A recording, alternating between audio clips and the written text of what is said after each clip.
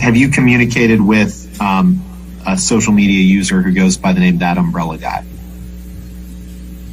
I've had several phone calls with the person who goes by the name ThATuMBRELLAgUY. I don't actually know his real name.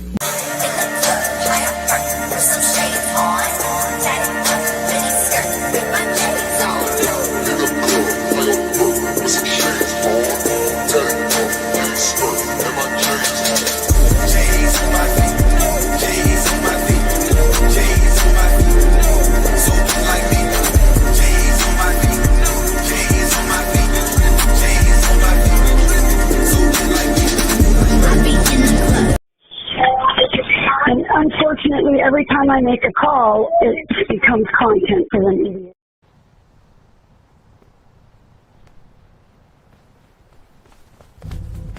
Help! I've been tossed overboard. I'll have to bill you extra for my time.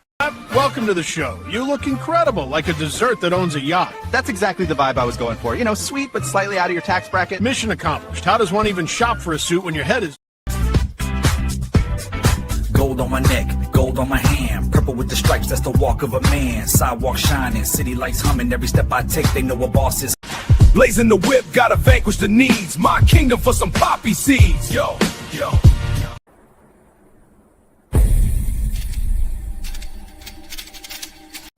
Is that a poppy seed? You realize I'm your PO, right? Straight to booking. Was barking on the phone, all that tough talk threatened. Now you looking at the floor like judge, I'm just stressing. Police or zombie problems? Your tortoise won't stop breakdancing? Try blue tape. The miracle of our age. Yeah! Hey, we love that umbrella guy. All right. Thank you. I'm calling from Los Angeles, and I'm having a little problem under the name ThATuMBRELLAgUY. I sent him my phone number at least 20 times in the chat and told him to call me. He ignored me, or I'm a man. I filed the report. If you guys could take a look at it and give me a call back, I would love to hear what you guys can do to help us. We really need to kind of stop this guy at least until Monday. I told him to call me, or I'm a man. You know what? I talk to your mayor.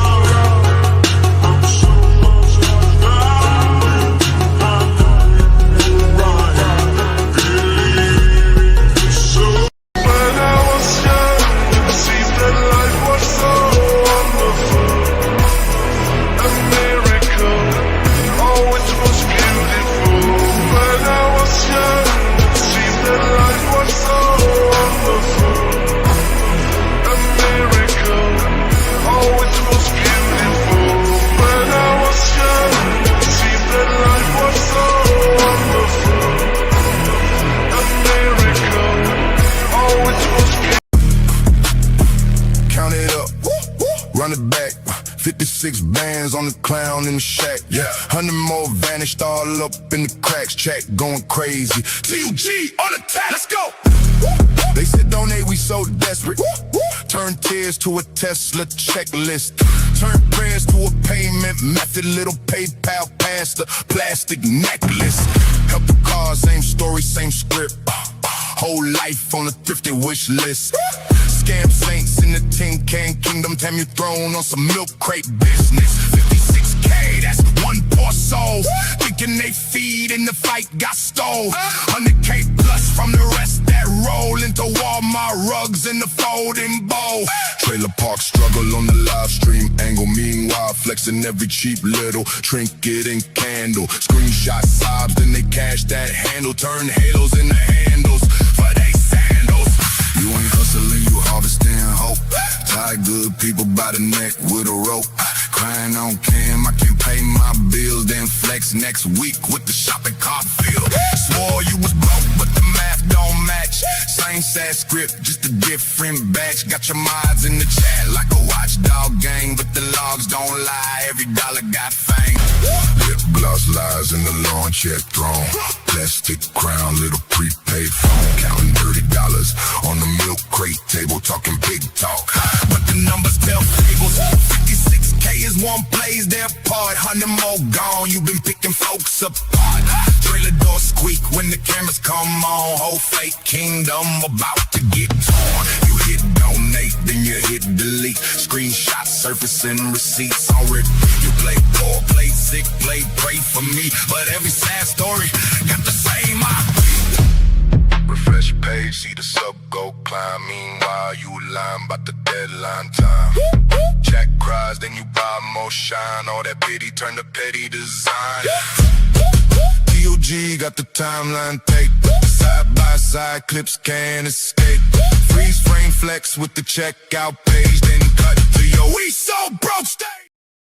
What's up, folks? How's it going today? Man, what a crazy day. It is the little one's birthday today. She's turning 7. I'm sure she will rate us a few times today. She's so funny.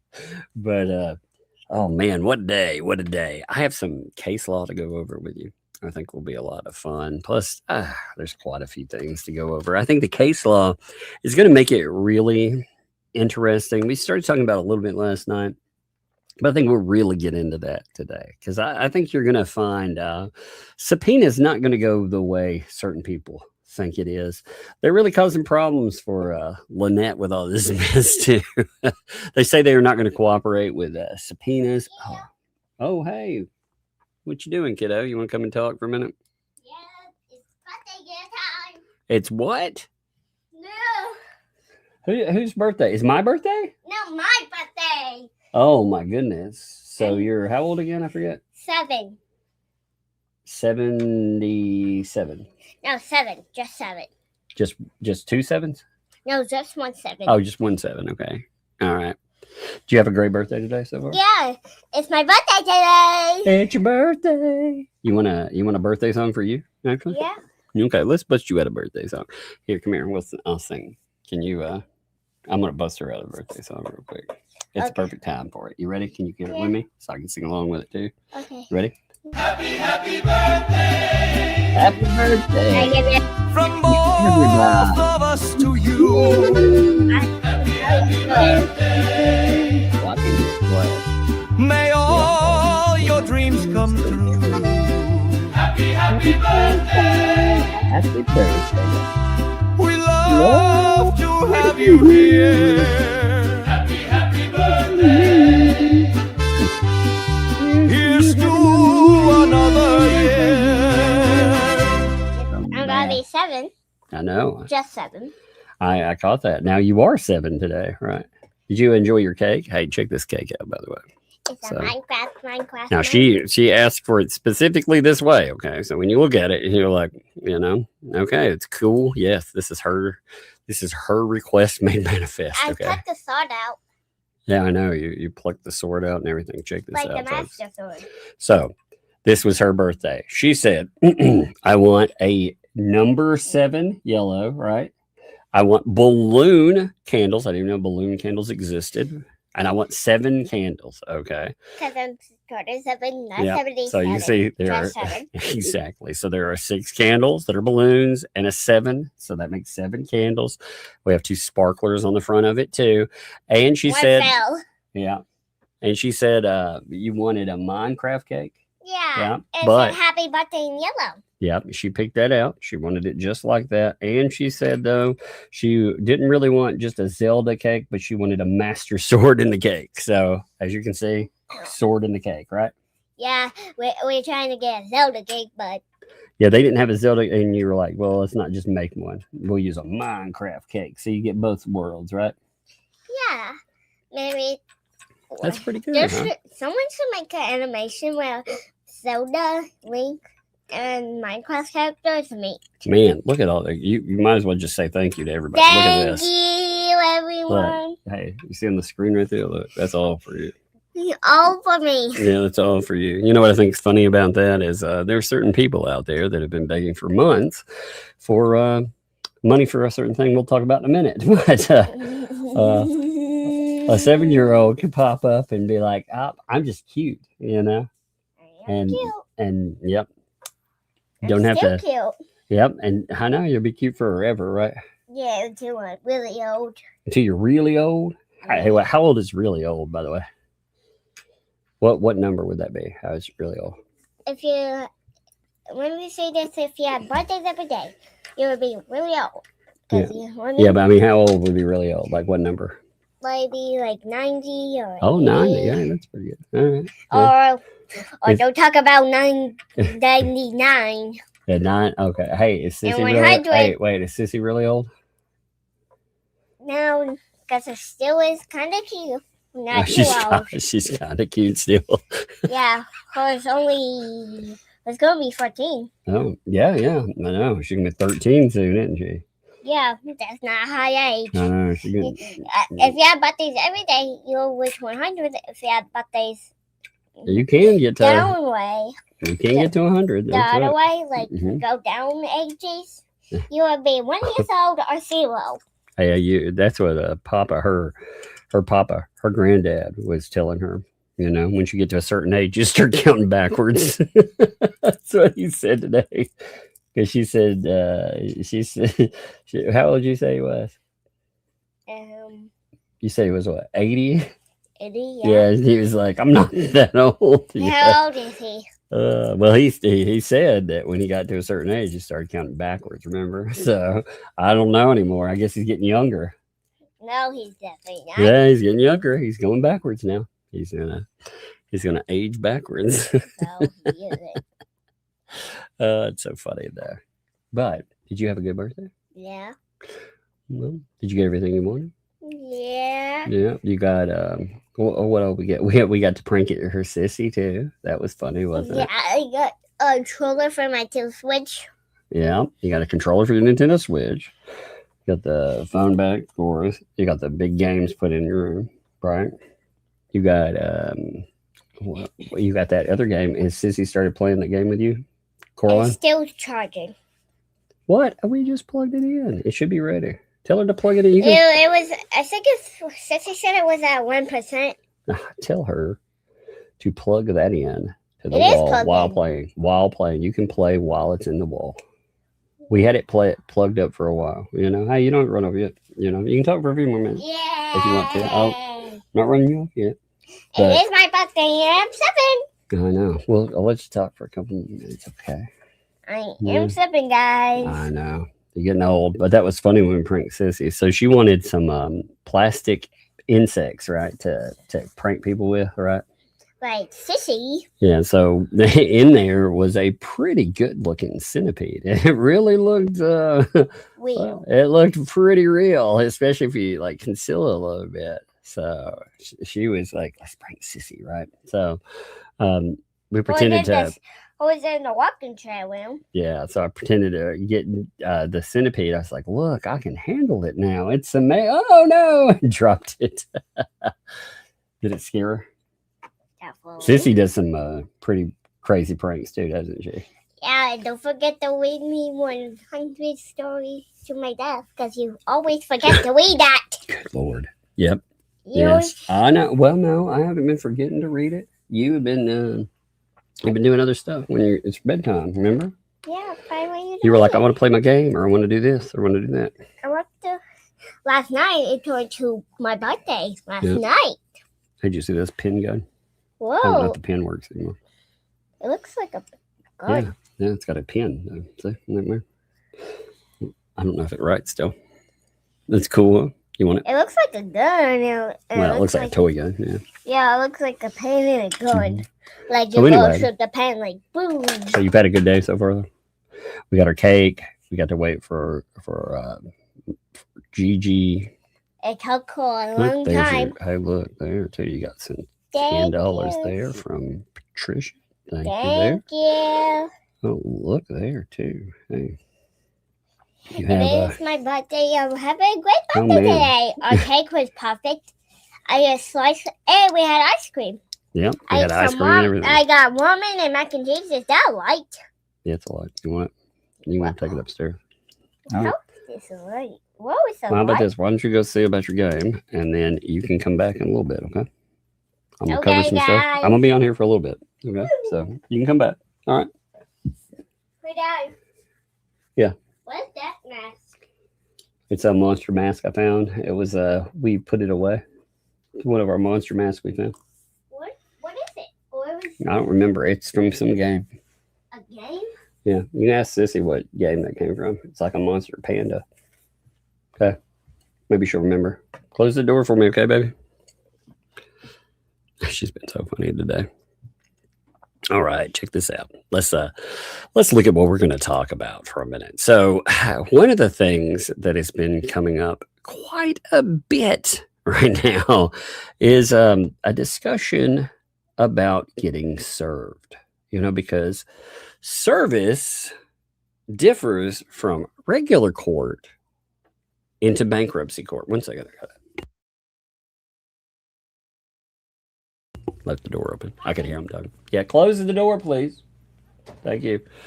So service, it differs in there. And the funny thing is that in the rules, what these folks think is they cannot be served through another person. That paperwork has to be put specifically in their hands. Well, the problem with that is they're looking at rules, number one, for party of the bankruptcy, you know, talking about the party that is, you know, like Lynette Preston. And number two, they're not looking at any case precedent, because there is a case out of Florida, by the way, I believe a 2004 subpoena case on non-parties in Florida bankruptcy proceedings. Now the case, let them look for it. You know, this, I'm sure they'll see it in the document soon enough. But the interesting part is that the courts in this, they rule that a non-party spouse could actually have service effectuated rather than hand delivering the item to the specific person.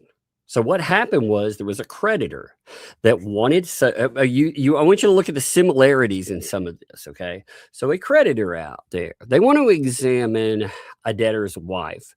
Now, again, it doesn't matter that we're not talking about a person, a relation or whatever. It's a non-party, right? So they want to examine a debtor's wife who is not a party to a bankruptcy or an adversary pleading, okay? So instead of personally handing the subpoena to this person, to the wife there, they end up serving the husband, who is, in this case, the debtor. But it doesn't matter. Again, it's just a non-party. It doesn't matter if it was the debtor and a relation.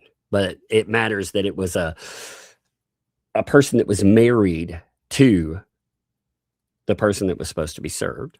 And it was at a property in Florida that she owned and claimed as a homestead. So it was at her property.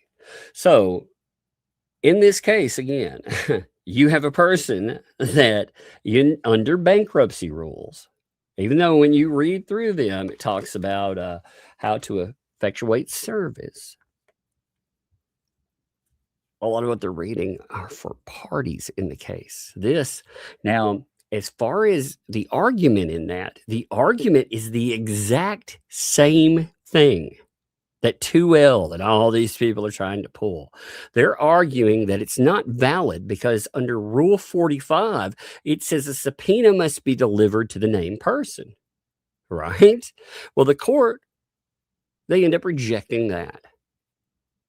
They end up rejecting it because now the judge acknowledges, first of all, there is a split in authority.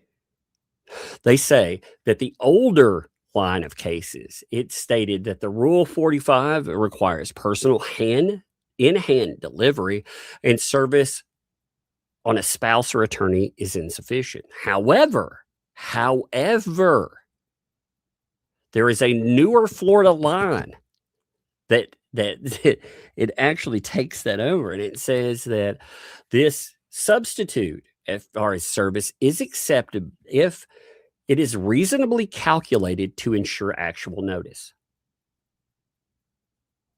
The court expressly adopted more modern approach, and they set a case precedent for it.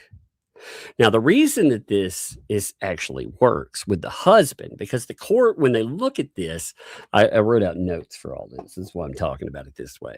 The court actually sits down and they rely on several factors there. Number one, the husband, he ends up getting served at the wife's claimed homestead. So this is the address they claim they live at.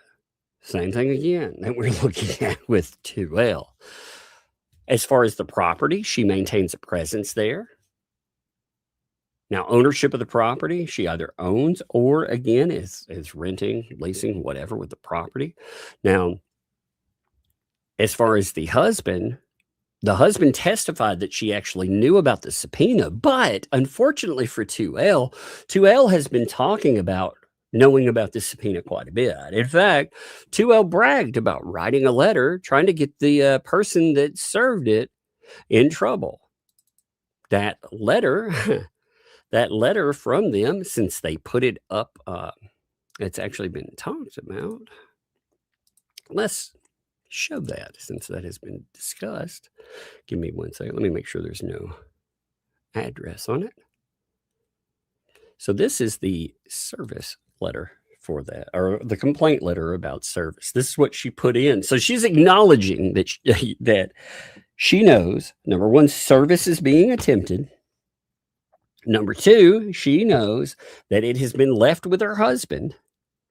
She even speaks about this last night too, talking about it. Her own word. These people, their own words are the problem for them. But she wrote the company that this person works for. And again, this was put out whole like this. So she wrote and lodged a complaint saying, I'm writing to lodge a formal complaint regarding the process server who identifies at a certain company there under the authority of the 5th Judicial Circuit. Now, on July 29th, 2026, at 5:01 p.m., this person here entered my property and attempted to deliver legal papers. Now, security footage shows he first approached my door, then a neighbor's door, finally another neighbor 3 houses down. That neighbor, who is not the person named in the subpoena, returned to my home with him. After receiving no answer, the process server provided another neighbor with whom he approached, calling them by my name, misidentifying her as me, and they note in parentheses, an ill-attempted trick, his business card, which ultimately led me to call him. So look, she's admitting here, she called the process server. She knows that he is trying to serve her. All of this is their admissions. These things will pop up in court. Again, bankruptcy court, they dig around with all of this. So during the call, he told me he had a package for me. And after my questioning who it was for and from, he admitted the papers were a subpoena and stated they had to be served directly to me. I informed him I was out of town. What a lying piece of shit. And could not accept service. Dodging service again. Now, that's what they do, by the way. They talk a big badass game, right? They always say, oh man, if I had service provided on me, I want to step into the ring. I'm going to step in like a Titan. And I want to take down that mean old Jeremy Hales. Right? Every time they brag about that. But you notice every time they brag about it, it's not what happens, right? They always, like I said, they talk a big freaking game. Well, the next day, July 30th, 2026, 9:16 a.m., process server returns to her home and left the subpoena on my patio after speaking to my husband, who was walking out to his vehicle to go to work. who he ever, I believe that's supposed to be never, asked his name, nor did he ask for me or if I was home. He is not the named individual in the subpoena. He falsely claimed I'd authorized this delivery, which is untrue. This conduct is not in compliance with, again, they're quoting Federal Rule of Civil Procedure 45, which again, just showed you, talking about a case wherein it sets precedent on delivering to a spouse for a non-party, which requires personal services subpoenas. This process are misleading, evasive, and failed to comply. First of all, they can be misleading. They can be evasive.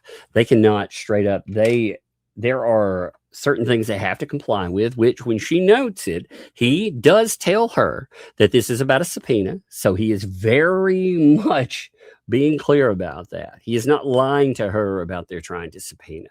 Like that, the way that she approaches that, again, garbage. So for her to sit there and to try to say that this person did not let me know what was going on is a 100% just out and out lie. Absolute trash lie. But the note, so with that, I would also, I have video evidence, witness statements, records of good. That'd actually be great. So what she's saying is, he did give it to my spouse. He talked to my spouse. He left it there with my spouse. I mean, she's admitting to all of this stuff. You know, it's amazing. So she put it on record that actually is happening. Hey, just a minute. Somebody, one of the kids dropped a slinky down the steps and then closed the door. Give me 1 minute, okay? I'm gonna give this thing back. I think one of them's hiding it from the others. Just give me a minute. I'm gonna knock the kink out of it too. Yeah. Hey, you threw this down. Yep. Are you hiding it? Are you hiding it? Don't hide it.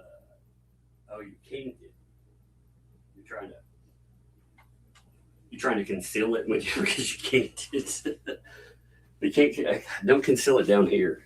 Like, go hide it upstairs. I'm back, guys. Sorry, I didn't even mute out for that. Yeah, one of them slid a slinky down the steps and hid it from the other one because she has kinked it all up. So she was hiding it. They're funny.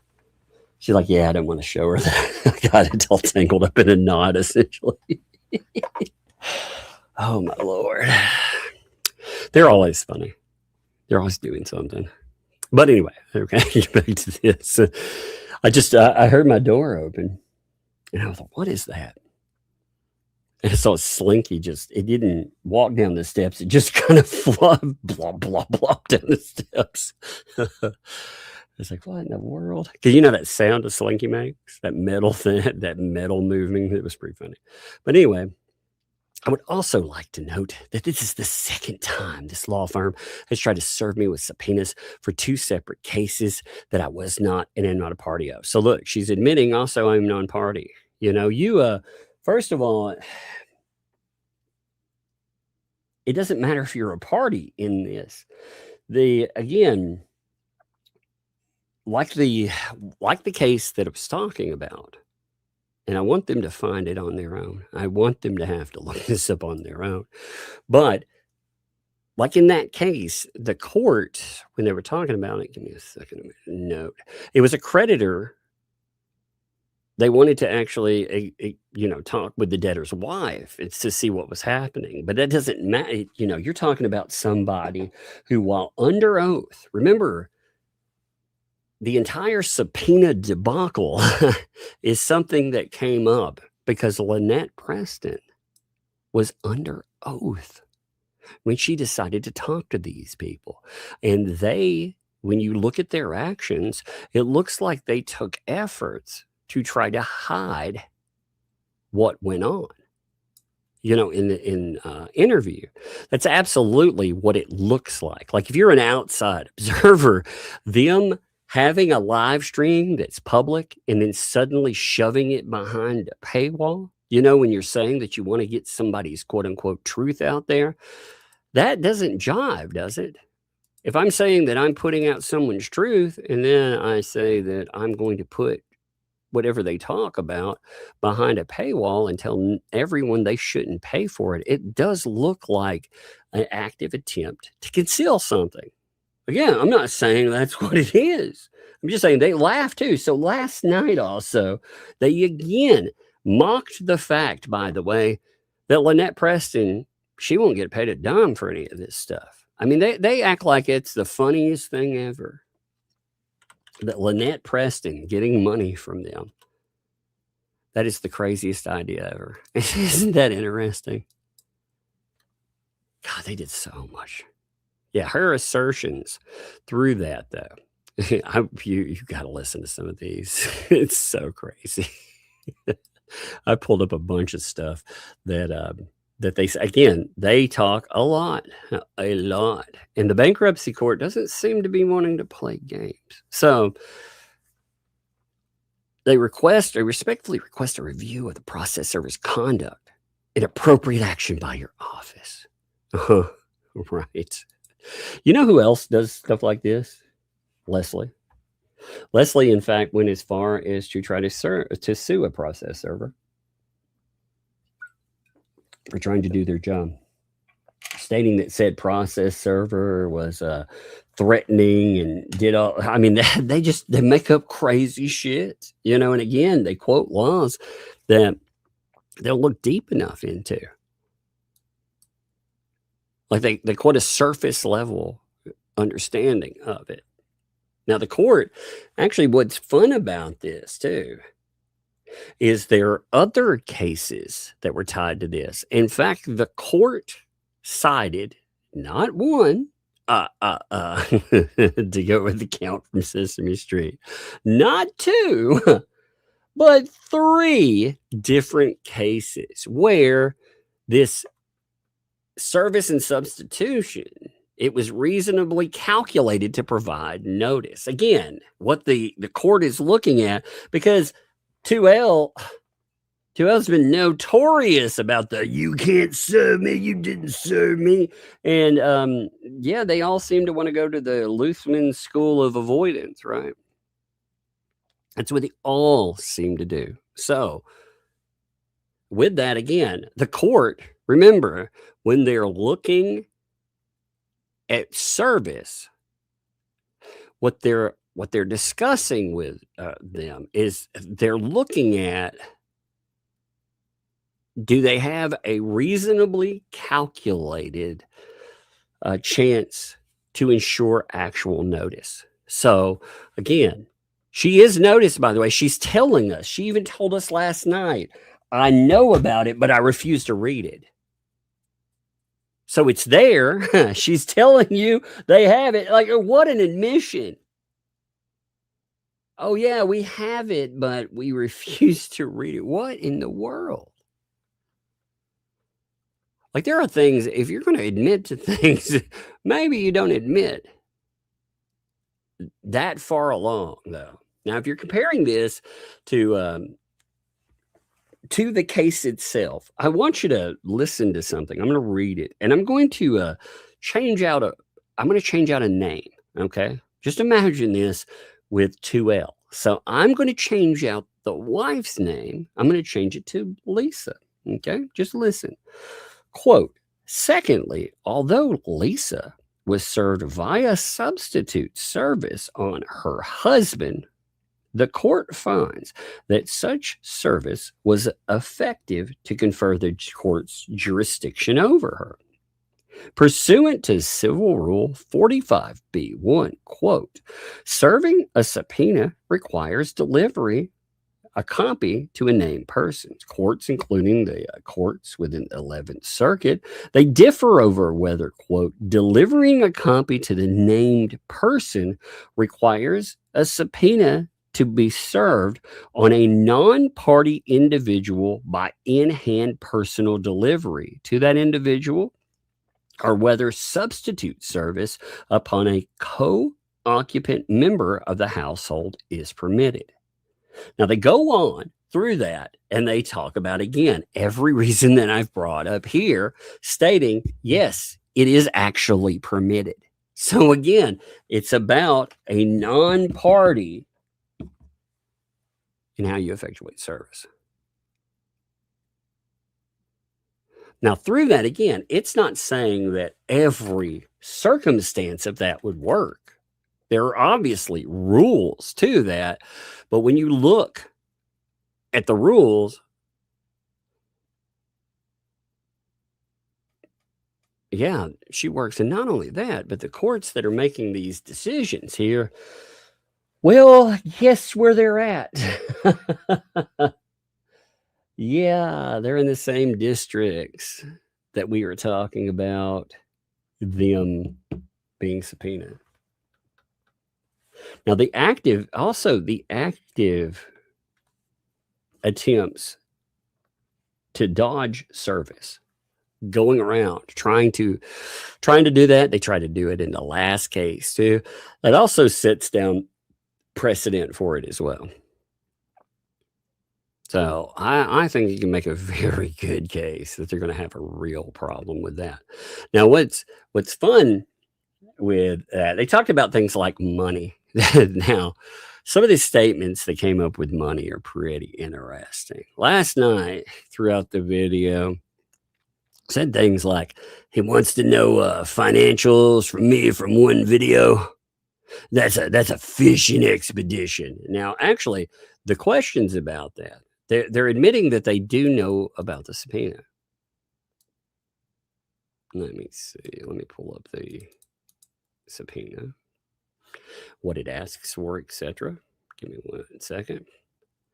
Because she's quoting part of what's there. She's actually talking about it openly. Again, she is showcasing knowledge of the subpoena and stating, because again, what happened, remember, Lynette Preston, she had already skipped a deposition. She is now in trouble for that, by the way. There are going to be costs associated with that. You know, that's a problem because remember, they came in, they gave, essentially filing wise, they gave 2 days of notice. But even beyond that, they only gave roughly, I think, 9 days of actual notice that, because they wrote on they were trying to say there were 12 days, but they wrote on after hours on a Friday. So after hours on a Friday, Saturday, Sunday, you don't count those in. So 9 days before, they were like, oh, well, we found out about this, but they messed up. Remember, in that one, they said that they had known about a conflict for months. They didn't actually bring it up. And so they skipped out. The judge didn't like that at all, and said, yeah, that's going to cost you. Now, they also said that you need to provide alternative time and place for the deposition. So when they finally set it together, you know how that turned out. You had Lynette decide, hey, I'm not going to cooperate. I'm not going to actually answer everything. I'm going to be as evasive as possible, and I'm going to leave. It showcases, like I said in the transcript too, which, funny enough, the antis still haven't picked up, have they? They bragged. They bragged that they had been in communication with the court reporter. They bragged that they could pull down anything that they wanted to. It would be so easy. They got the money. They got all of this. Well, what happened to that, by the way? They were complaining the other night. They were actually complaining that we were not showing the transcript on, like when we read it off, that we won't show it. Why? Because they thought their way of picking it up, they were going to try when we put it on the screen to, basically recreate it. And then be like, yeah, we bought a copy too. Oh my God. That's so funny. I mean, how many, we do hot plate math. I think they do peen rock math. How many peen rocks does it take to actually be able to afford a transcript? Oh my God! By the way, this is funny. So who was it? Allison, I think, may have posted this. Whoever did, it was pretty funny. Last night, during the peen rock sales. Let me see. 1 minute. So during the 1 second, I gotta roll back. All right. So that was Gina that posted, but also Allison posted with the stuff too. So thank you. They made stickers, AI stickers of not real people. Those fake catfish people that they use. They made some AI stickers and a personal note and signature. So they'll sign you a sticker and write you a personalized note. You know what they want for that? $25. $25 for a sticker that is not fun or creative. It's 2 AI created pictures that are not these people standing, that picture where they're back to back. Yeah, you get a sticker of that, a personalized note. Does the note say, "Sucker, how dare you buy it?" Oh my God. 25 plus shipping, of course. You got to pay shipping, I'm sure. They don't deliver for free. Isn't that amazing? You too can get, oh man, I'd rather I don't know. I'd rather buy peen rocks than that myself.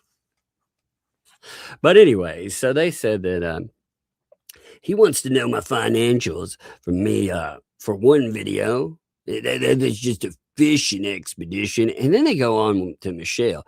If they're thinking that Michelle made whatever they think, which she made nothing, they're going to find out she made nothing. Michelle made nothing on that video. And he ain't getting any kind of correspondence with me. Because the stuff they mentioned would be every name and information if you ever emailed me. Actually, that's not what it says either. It talks about from specific time periods here. It stated that all communications between you, the defendant, or anyone acting on the defendant's behalf, including without limitation, John Cook from this date to present, regarding the content of the broadcast, that'd be everything discussed by you or the defendant or you during the broadcast, including without limitation, planning, scheduling, promotion, or the aftermath. Now, if you're stupid enough not to understand what this is asking for, I don't really know how to help you in the long run, right? Because this isn't stating that I want that, hey, I want every single thing, when it's written up. It says, hey, I want communication between you and the defendant or anybody acting on behalf of that defendant to set this stuff up or talking about it in the background. It's not everyone that ever discussed it. These people, they are so dumb. It's amazing too. They already set up talking shit about the judge also with Leslie, which we'll talk about as well. Oh, it's amazing stuff. They're already setting up for potential failure on it.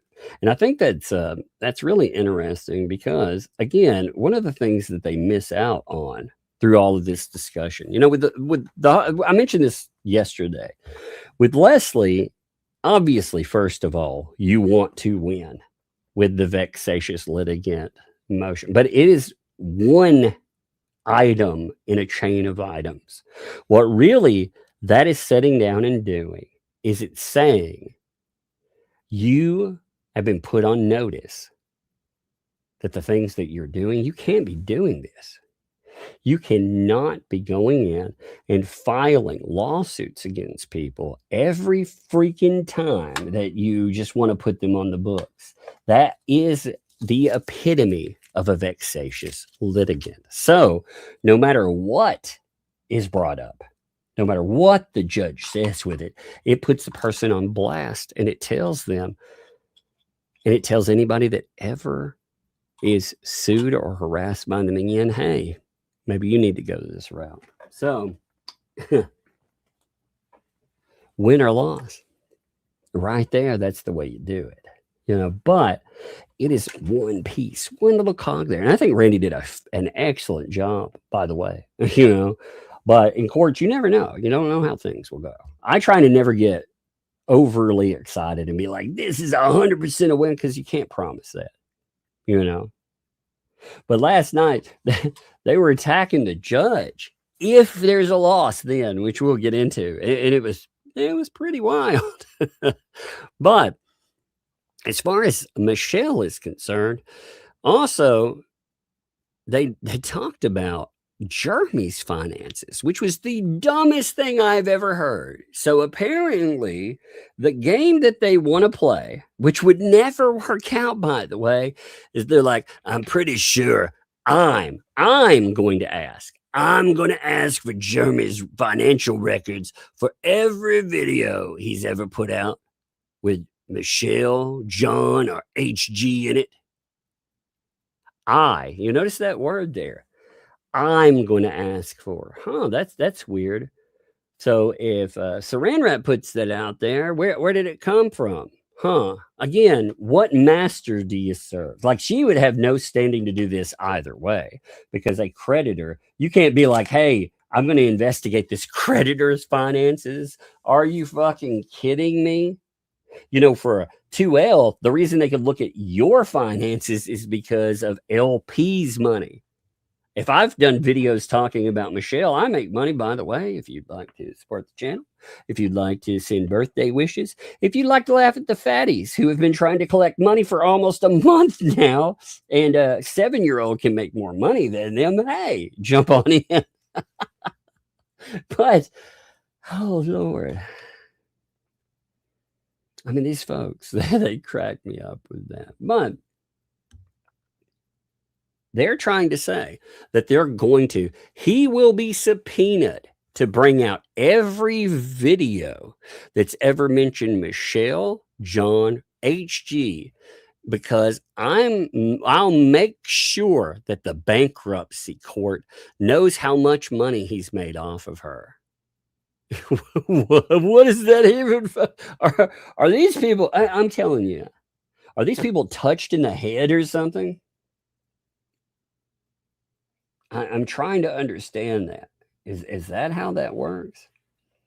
If Lips is found vexatious, will she have to pay the $37K fees or sanctions Randy's asking for in order to file? Not necessarily. That can happen separately. Okay. So the court can decide to go forward with her labeled as a vexatious litigant, but decide not to ask for money for security.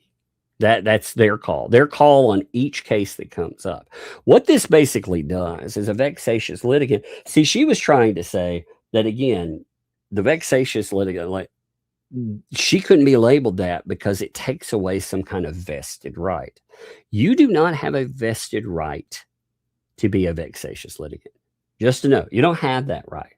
You do have the right, again, with court cases, you have the right to bring cases in the event of, and there's certain items that you have to meet, otherwise your cases get kicked, right?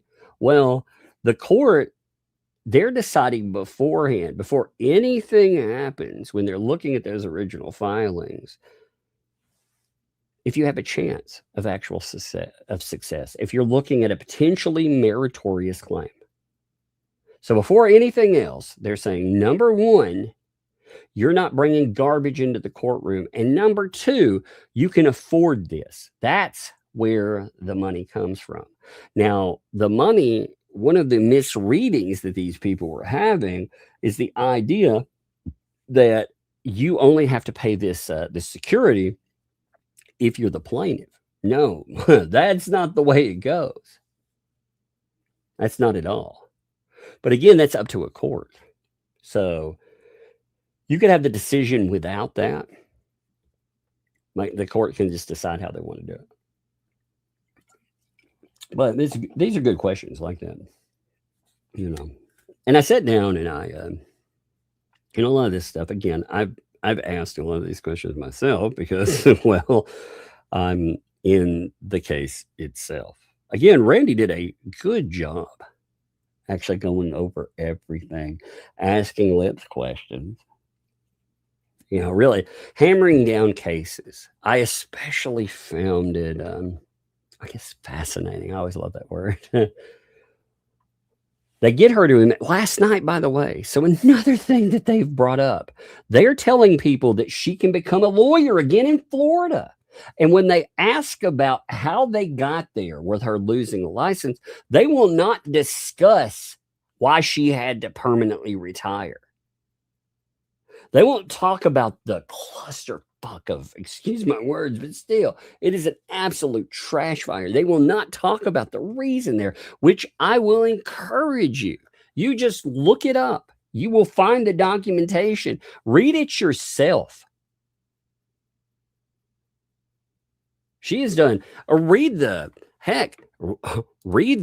reviews of her as a lawyer. Lawyer reviews. Man, they are not flattering. She had a wonderful, what was it? 1 star, I believe it was. Like when you actually looked her up, it was quite amazing. And when you look up her too, as far as sites that discuss her as well for ratings, like what is that? The ADDO, I'm not sure pronunciation, but with them, they talk about the public reprimand with conditions, which was updated on.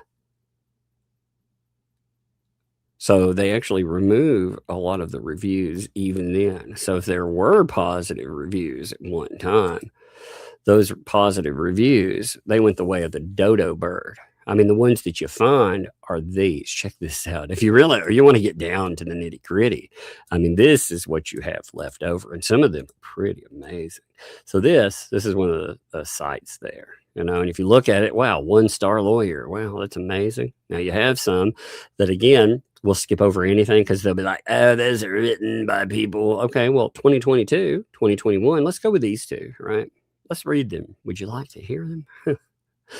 This is what was posted by Beth, December 7th, 2021. Before you hire her, please review her public reprimand by the Florida Bar / Supreme Court of Florida. Copy and paste the link, so they tell you what link to put in there. Plus, there are many more bar complaints pending. She uses her mental illness to avoid consequences. And that actually, the first thing I ever read about Leslie Rodriguez came from Puff Pieceville. It came from Volman and crew. They were actually going out and trying to make excuses. And guess what was mentioned in it? Her mental illness. And I do think, looking at her, I think that she is extremely mentally ill. I think that she self-treats. I think she does holistic treatments, which if you know what you're doing, possibly will work. Again, I am not encouraging that in any way. You need to be under a professional's care, especially if you're extremely mentally ill, because what happens is you stop treating. But like they said, mental illness, well, same thing. Oh yeah, the Dickie Lichtman's illegal broadcast. We'll talk about that too. That's funny because they caught themselves in a little bind last night. There's an excuse now. In fact, some of their people were asking about it. And what they've tried to go with on it is, actually, I was watching a Radis and I was doing a watch party. And that's a recording of my watch party. And it's like, yeah, no. There's a real problem with that. It's Dick Lichtman's, his stuff doesn't match up with a bunch of stuff from what I hear. Again, I have to avoid I do not in any way, shape, or form endorse you recording or doing any of that. Don't get yourself in trouble, folks. Like an Aussie doing it, well, they're probably outside of outside any jurisdiction. A person in Florida doing it, yeah, that's not smart. But from what I hear, a lot of stuff doesn't match up. So yeah, timing and more. But for sure, I had a clip, the autoplay. I had a clip roll through my timeline where she's actually, you can hear her, you can hear that in the background, and you can hear her answer the phone. She's like, hello, and people were asking about that because she's like, I never put anything, I never recorded anything, and they're like, well, if you did, why can we hear you in this? So she comes up with this excuse, and what's funny is you can tell that the people asking questions, they back off because you know what? They know if they ask too many questions that they will hit the road too. They'll be one of those flippers. Fucking cowards, man. Again, they sat over there the other night and they laughed about it all. They also laughed about old paint chips taking his poo. Right there, again, if you think that's funny, that's your prerogative. But you got to understand something. If you want Leslie Furter-Egos to win, do you think that did her any favors? So that's what I don't understand. All these people that are supposedly advocating for her, how did that do her favors? Also, those people advocating for her, I still would like you to explain something to me. So 2 times, not once, but twice, she has filed against her husband, Michael Furter-Egos, saying that he is guilty of DV, right? Now, along with that, she has filed, give me 1 second. I want to pull up the actual quote here because I wrote it down. I want to get it right. I like it when I get these correct, 100%. 1 second here. Wait a minute. I have like 5 freaking things pulled up here. All right, so when she files, she is asking for a protective order. Now, you've got to think about what a protective order means. She's claiming that he is dangerous and that she needs protection because she has a reasonable fear of imminent harm. You understand that, folks, right? She's claiming to the court, I'm scared of him. If I'm around him and I'm not protected by you, he probably will hurt me. So she's saying he's dangerous. The second one she files it, and a day later, she withdraws it, drops it. Now, when I look at something like that being filed over, and she does it with family and all these other folks, that looks like attempts to punish a person for whatever. If you do anything, I'm going to punish you with lawsuits. It's the same thing that she claimed, where she says, I file them and then I drop them because I don't want to deal with the courts. It's the same thing. It's trying to punish somebody and to really tar and feather them. That's how I take that. I'm not saying the man is guilty of something, but they are saying that he's guilty of it. So the guy who they have streamed with and they upheld and they made cooking shows and they supported with that, they're saying that this guy is he's a monster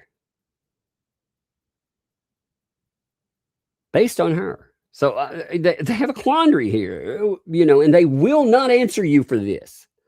You will get banned for asking this question, but I'm posing this to you. Make this make sense to me.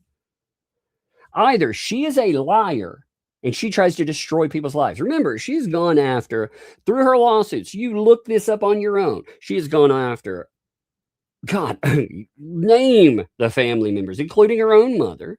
She has gone after ex-people that worked with her. She went after clients when she thought she was going to get in trouble and actually be drugged before the bar. She went after clients. She went after the bar itself to try to slow that down. She's gone after, again, Michael and more. So either she is a false accuser and you're sitting here propping up a false accuser that has lied about shit before. Because again, her claim and 2L's claim was that schools were shut down. Not going to re-emphasize all that. But again, remember, nowhere do they claim that anymore. They lied about it to you, and it worked. The obits, everybody supposedly wrote them at first. We all did. Then we found out that actually Leslie wrote them. And so on. Many, many more claims. But either she is a liar and a false accuser, or that guy that they propped up is a great, great dude. And they still prop him up for that. He's actually some kind of monster behind that and likes to put his hand on folks in front of kids, by the way. That's the claim. So either way, you've got a problem there. And when you start down that rabbit hole, you start having to ask, which one of these people are supposedly good guys? Again, with paint chips, Richard Luthman, just look his convictions up. Holy crap. The guy brags about having connections where he's going to try to harm people. DJ Ratness, oh, he's got button men that will leave him beside the road. He's saying he's going to pew them.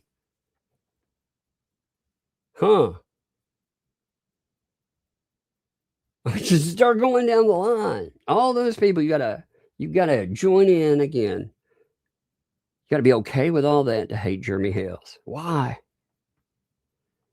You've joined up with some fucked up people, man.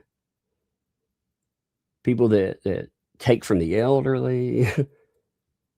They commit fraud at fucking, we're talking hundreds of thousands of dollars levels. Went to prison for it. We have multiple people that have been accused of DV. Again, it's the same. Leslie and Lynette, they actually mirror one another in the claims that they make, because she's made some pretty heinous claims about John Cook. Now, again, either Preston is a liar, and that would be a problem, right? Or John Cook is all the things that she said about him, which is pretty awful. Between kids and ex and all this other stuff, that's pretty awful shit. One or the other, again, when you start running into all these issues, these are you good guys? I don't get it. I don't get it at all. But anyway, so like I was saying, when she files, she's filing these orders against Michael, and her wording doesn't match up. Like, what her excuses for doing this don't match up with what she states in other places. Like, she told the police that Michael refuses any type of therapy. She stated that when she called them and said her internet was being cut off. But yet in the courtroom, she said that Michael would go to therapy, and that's why she dropped it the first time. And the second time, they apparently walked into a church and she dropped it just like that. So apparently that threat, that reasonable fear of imminent harm, like he's going to hurt me if you don't protect me, it just boiled away in one day because you walked into a church. You got to be kidding me. Again, you whichever side you pop up on that, either she's a liar or he's a monster, it's still a problem. These fucking people will not answer that hard question. And you run into it again and again and again and again with some of these people. You're lied to as people are collecting money. You have somebody, again, that has been involved in defrauding folks, that sits up there on a stage and they lied about him doing it. They lied about Snowfall. They're going to sue everybody. I can't wait, by the way, to hear how this dumb piece of garbage is going to sue over us talking about. So I'm apparently going to get sued now for talking about her recording. Oh, yeah, that'll be fun. I would love to play for a court. Love it. To play her, Paint Chips, and Robbie sitting on a live stream laughing about him going on to a live court feed with him taking a dump. Oh, that would be fun. I would love to talk about that in the court, right? Why don't you add that shit up? Let's do it right now. You take your money. Let's do it right now. Set Megan Fox aside. You sue me for that right now. Let's do it. Play. Let's play. Fucking losers, man. I don't have the stones to do any of that. They hope they can intimidate Megan. Oh, they got anything coming. It's going to be funny. Anyway, let me get back on topic here. So, out of these reviews, are again, uses mental health to avoid consequences. Just watch her videos on YouTubes. filed bogus lawsuit against me and other former clients to try to intimidate us and keep us from exposing her unprofessionalism and her ongoing taking advantage of clients. This again, they love to be like, oh, that's these people. They're right. This came from 2021, baby. Unless I'm a time traveler, I didn't write this. How would I ever write this? This is talking about, again, this is somebody, former client. These people, she sued them to keep them because they complained to the bar. That is the epitome of a vexatious litigant. And anybody that tells you that this is some kind of fucking hero in the court, that's what they've all tried to go with. Oh, she was ran down because she was doing such great. These are her clients speaking. Now you should go through and read some of the cases that she tried to bring. They are insane. They are absolutely insane. The stuff that she launched about her mama, period. Woo, baby. Baby. Fun times. I love it all. I love it. I think it's crazy and fun and nuts. But I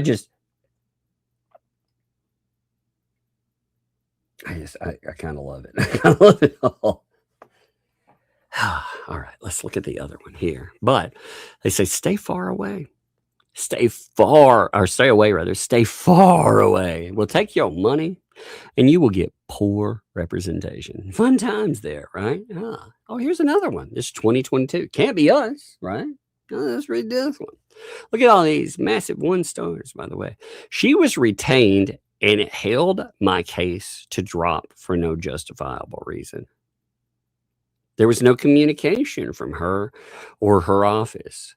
Appointments were scheduled and then removed from online calendar with no communication. Now, you got to remember, too, the cases that she's taking are family court cases. I'm sure, even if you don't have kids, I'm sure every one of you has at least someone that you give a crap about, you really care about, right? Imagine a court case where you could lose them forever.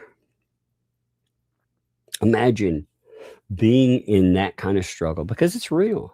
And imagine being in that struggle and you pick up a lawyer like this, where you've had all that mess. Now, a lot of these cases, they are hidden from public view.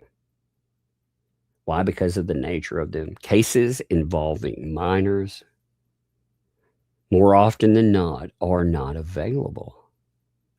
So unfortunately, the damage that is done, you have to rely on these folks talking about it in the aftermath. And we've seen some of it too. We've seen some of it leak up, like the case that was quoted with the appeal. Like, we were able to see some of that.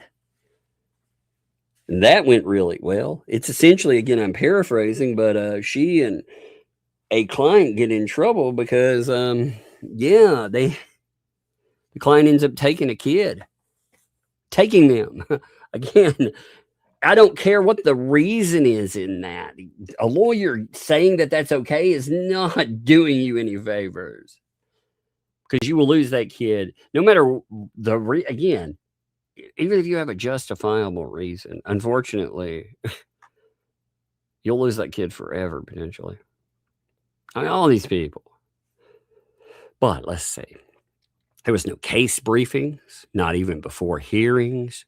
Child in danger and with no discovery.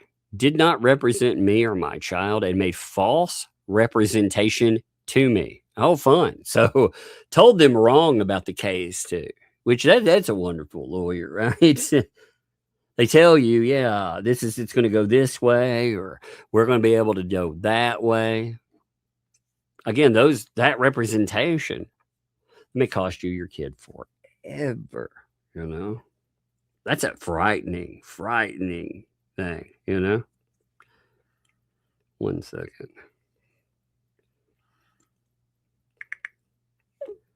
me see something real quick. I had a message. I had to stop my phone.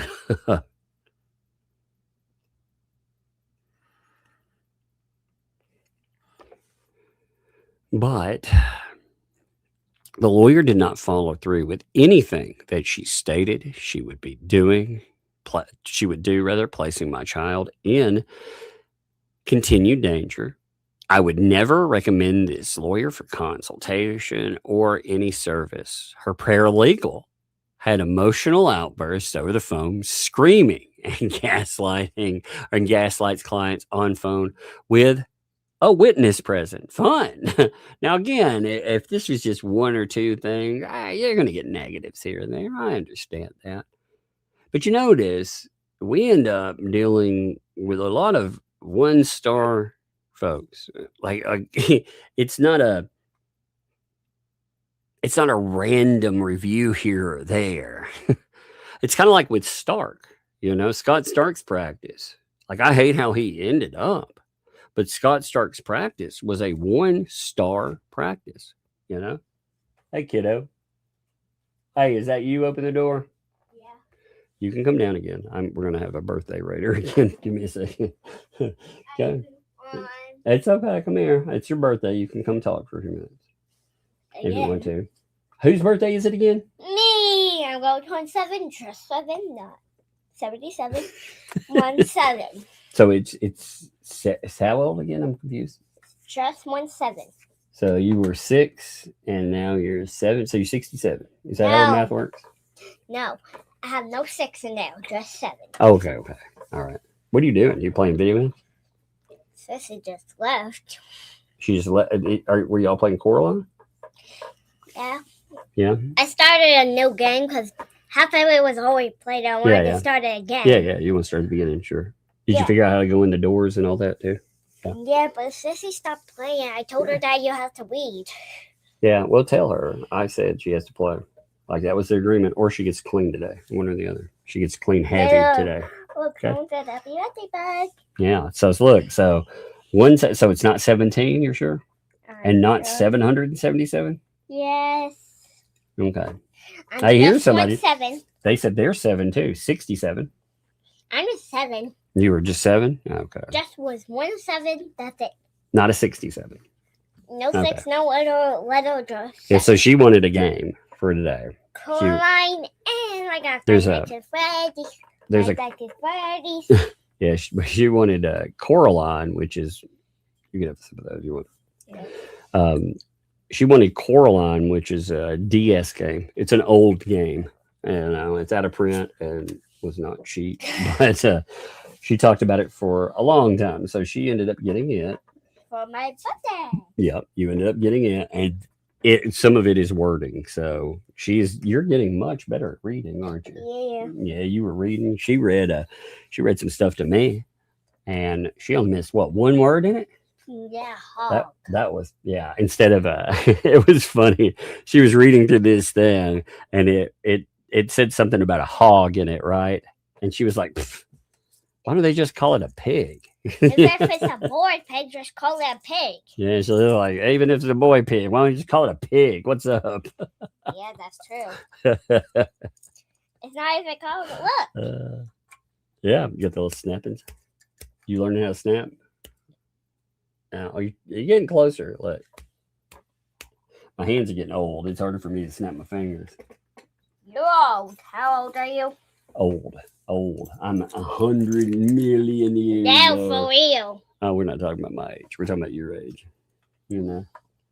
I'm old. Let's just go with that. I'm old, okay? How old would you be? Like in dog years? Yeah. You know what that means in dog years, right? What? Every 7 years. Count that as 1 year. Because dogs, they don't live as long. So kind of like a dog years. So you would be 1 in dog years. I would be. 1 year How old old. would Sissy be? Sissy would be almost 2 in dog years. Almost. She would be 1 point something, right? So, how old would you be if, like, the numbers? I would be old. I'd be old enough to be an old dog. like. Well, let's put it this way. I'll say it this way. You know how Papa told you that when you get like past 70, you start counting backwards. I've not started counting backwards yet, so I'm still good with that. But yeah, because he's really old. He looks really old too. Actually, he does really well. He's almost 80, and he gets out and he cuts his own lawn. He carries out garbage. He drives around. He helps haul off but stuff. he is old. He's pretty. He shouldn't do all this stuff when he.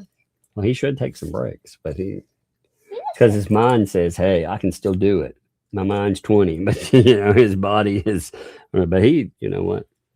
Actually, do you remember? Do you remember Mr. Hastings that lived out toward the old house? The other grandpa out there, right? He's 97.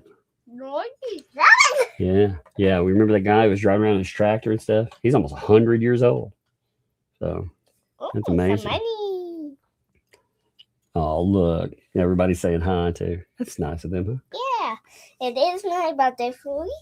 Well, we know it's your birthday. Yeah, and I'm having so much fun. You know what? All right, well, hey, why don't you go? In Dad's basement, you know how I had a leak? Yeah, that was a mess. I have 2 gamer trees that was down. That was a mess, wasn't it? Yes, that was awful, wasn't it? Yeah. You're talking about the water leak down here. Oh, that was terrible. I had to move all that crap out of the garage, too. I had to move everything down here. It was not fun, was it?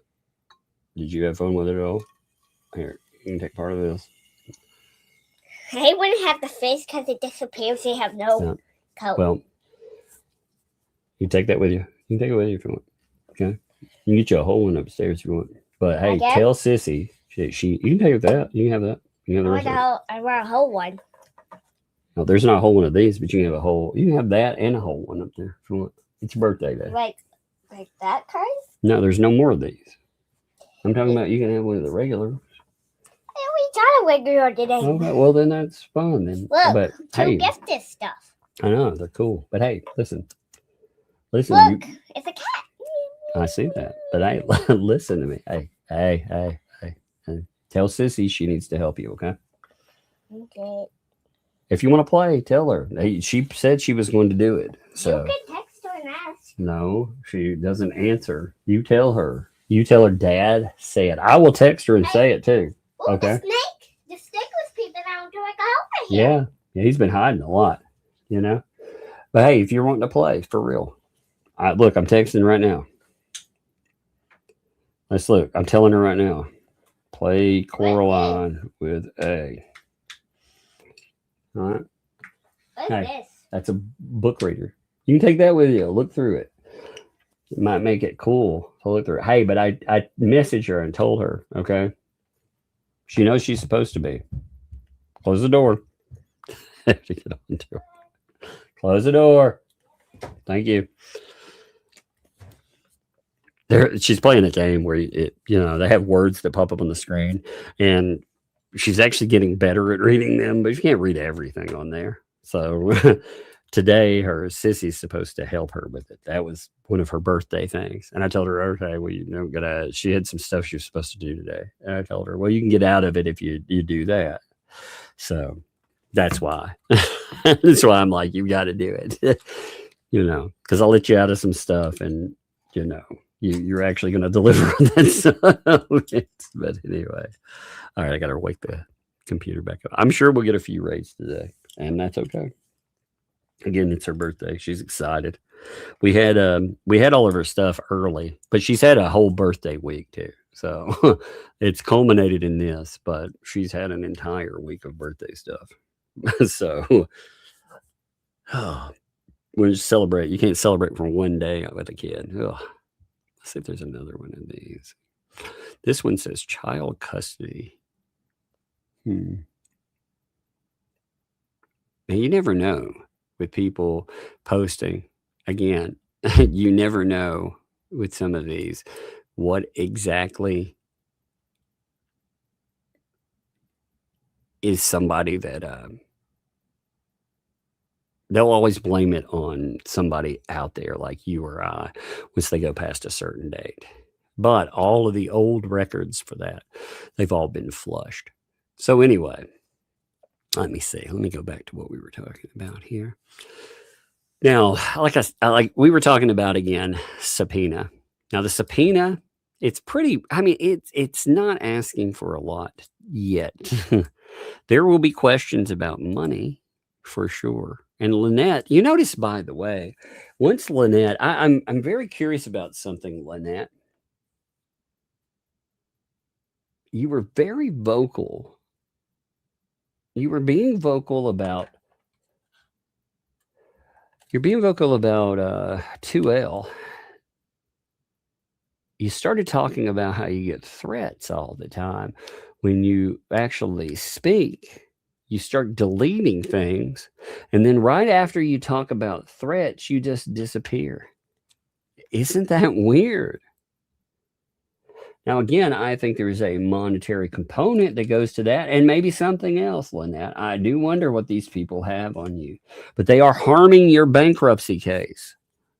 They are harming it. Anybody, first of all, if you ran it by your lawyer and they were like, hey, you should go out here and you should do this interview.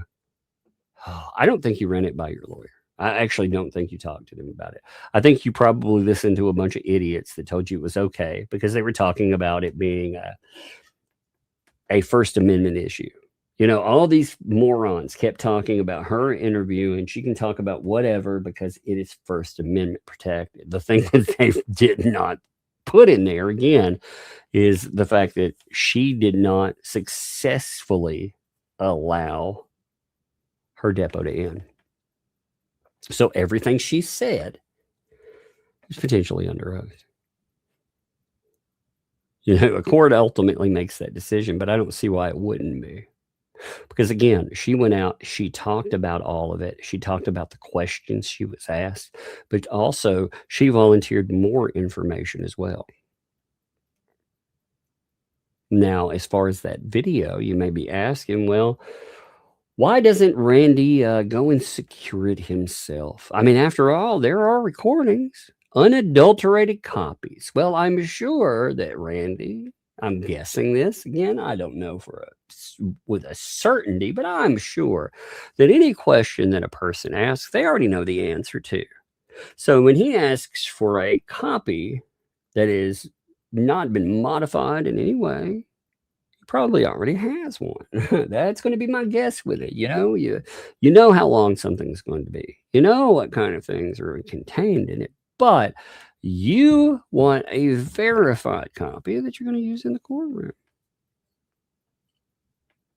So that's what he's aiming for. He wants to know, number one on that, he wants a copy. With that copy, he asks for a true, correct, unedited, unaltered digital copy of the entire video and audio recording of the broadcast featuring Lynette Preston, including any portions that have been edited out, deleted, or archived from public view. So he's saying, or archived from public view. So if you can't see it anymore, because again, they hid it and they hid it fast. Now, why did they do that? You know, the question again, it keeps coming up to me. Why do that to Lynette Preston? But just showcase everything that is brought up when it comes to one Leslie Federico's.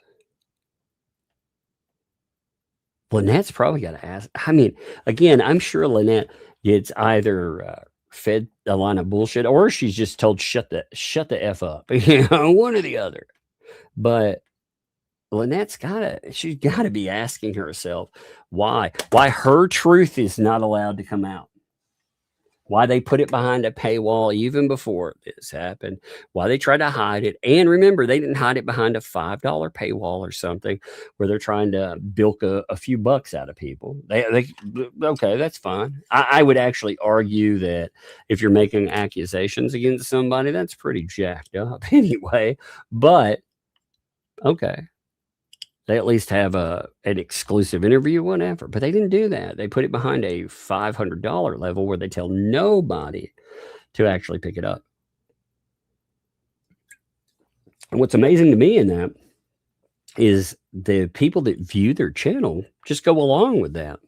Again, if you told me that I'm supposed to listen and believe somebody, although it depends on the day, sometimes I'm supposed to listen and believe her, sometimes I'm not. But if you were telling me that I'm supposed to listen to what Lynette Preston says and actually believe everything she says. I would actually like to know what she said. I mean, wouldn't you? Wouldn't you want to know what she said?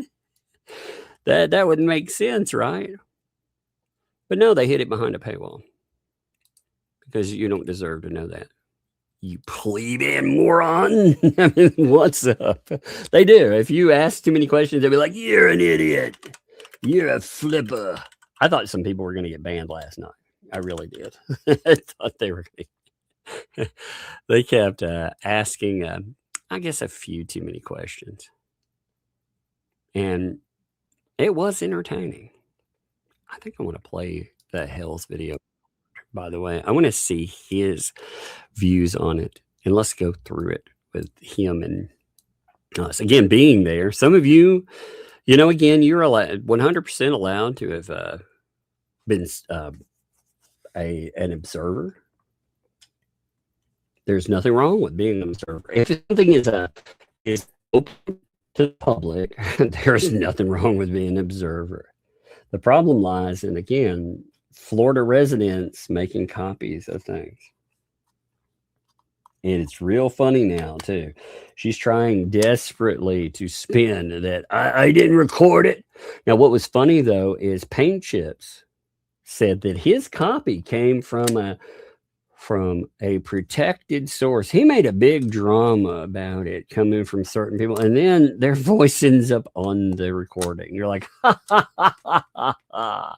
I know where that came from. But then, and again, the first day that when they're laughing about it, they're like, ha ha, that's great. It's so great. Who cares? Basically, right? But then it pops up. Wait a minute. Well, she was really caught off guard because she didn't know that her comments were actually on that video to begin with. Somebody in her chat, the first day that it came up was really funny. The first day that it came up, she said, somebody said, hey, I liked your commentary. And she's like, what? Because old Paint Chips, I don't think she realized old Paint Chips had thrown her copy out there into the world. Either she didn't realize that she recorded herself, or Paint Chips had thrown it out into the world. She just shown it to him and he put it out there because he vomit. Like, these guys don't care what kind of damage they do to people. Like, that's the funny thing about them. Again, a guy that would get a woman arrested because he's more than likely getting paid to do hit pieces on something, and then he leaks a confidential document or a portion of it, gets a woman arrested. Yeah, he doesn't care there. You know, he and his partner, they just don't give a shit. You can tell by the way they handle things. They don't care. Like, again, politicians that interview with Paint Chips, when Paint Chips has been in trouble for election-related issues. You can imagine, like imagine being one of those politicians.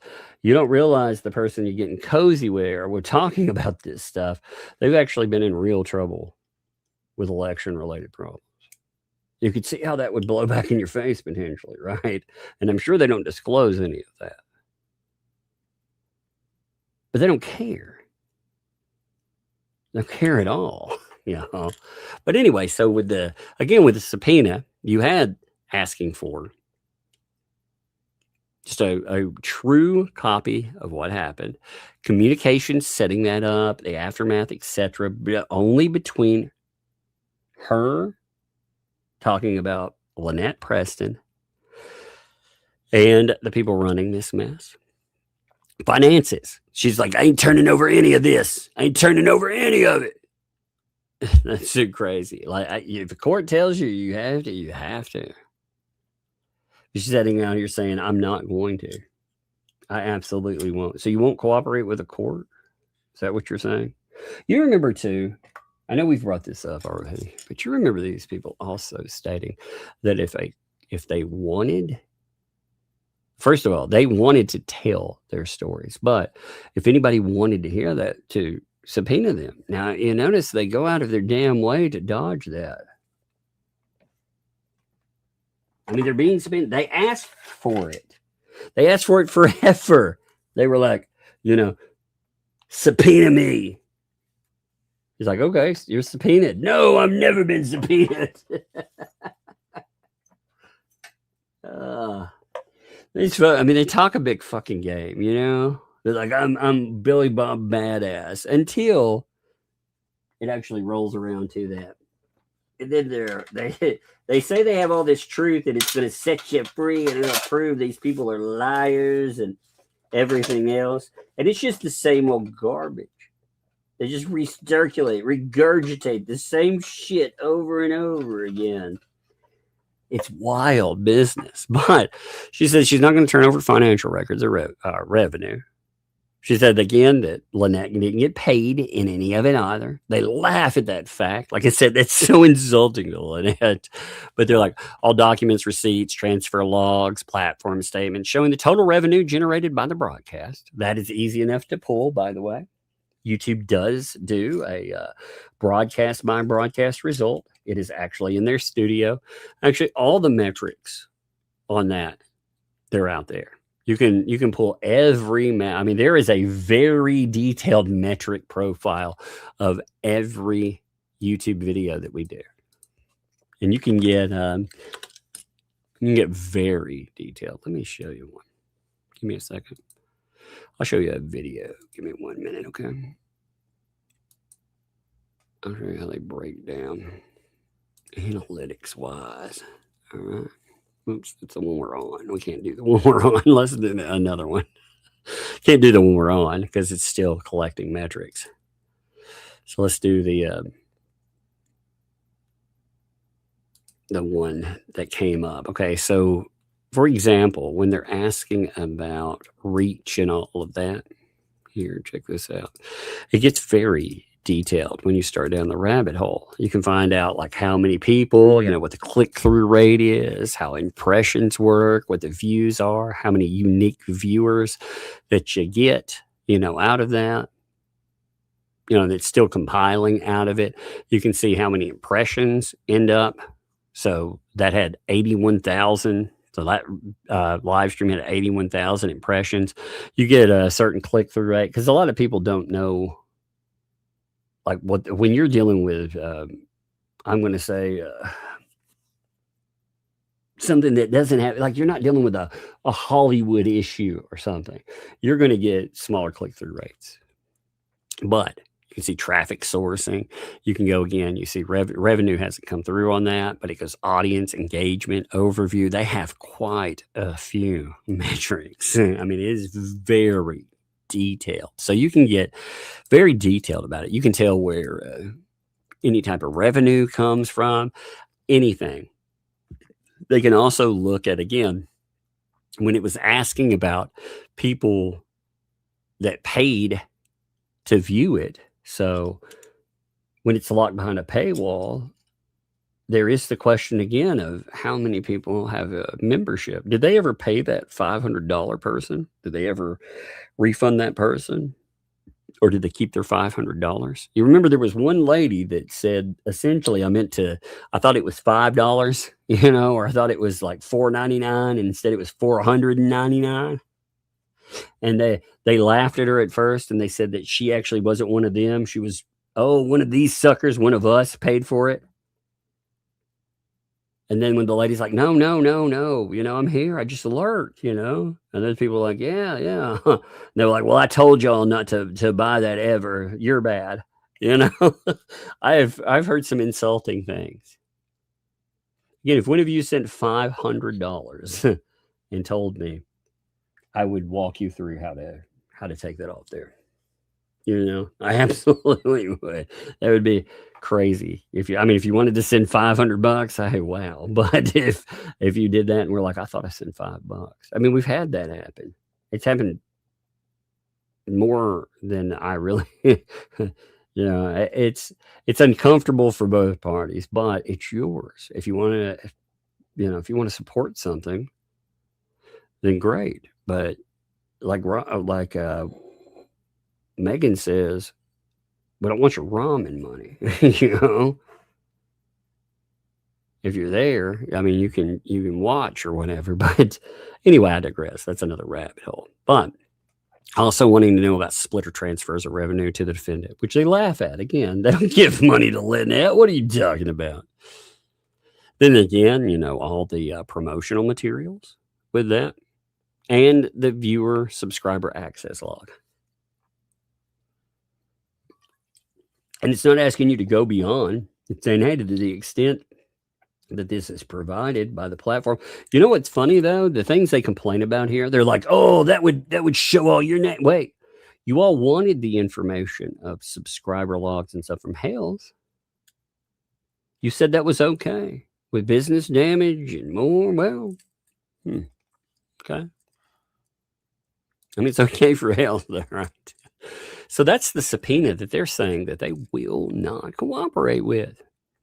They made it very clear that they're stating, I will not turn over any of it. And in fact, I'm going to try to play games, which I don't even understand how they're supposedly going to try to send subpoenas back.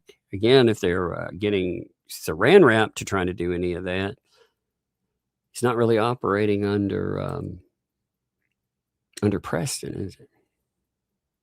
Now, they also talked about the judge. So the judge, they said, well, that judge, if they don't decide with Leslie, well, they said that the judge has this thing against Leslie. If she doesn't go by the law, then that's going to be on her.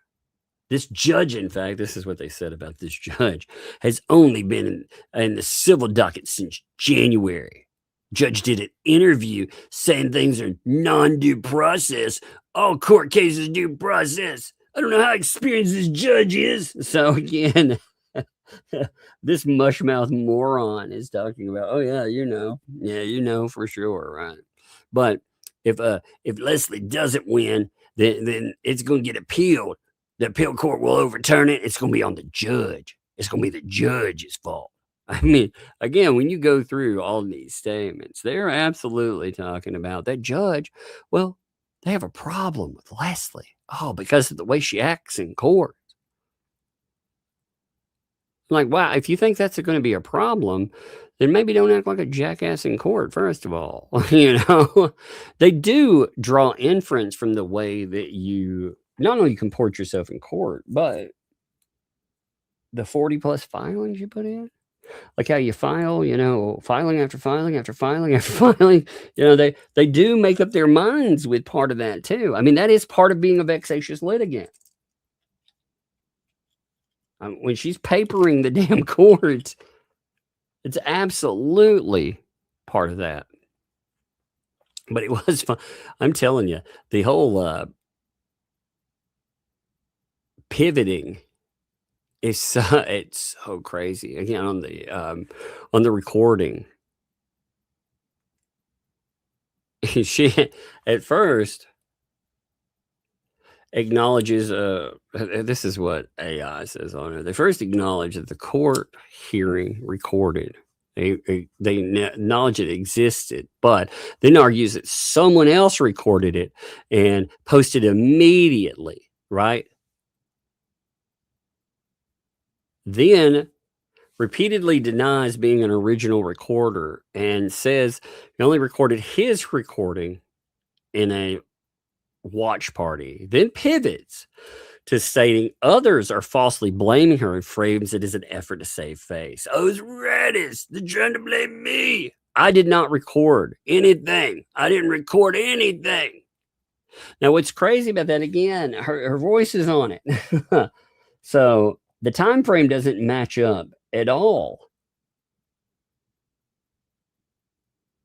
Just the time frame alone.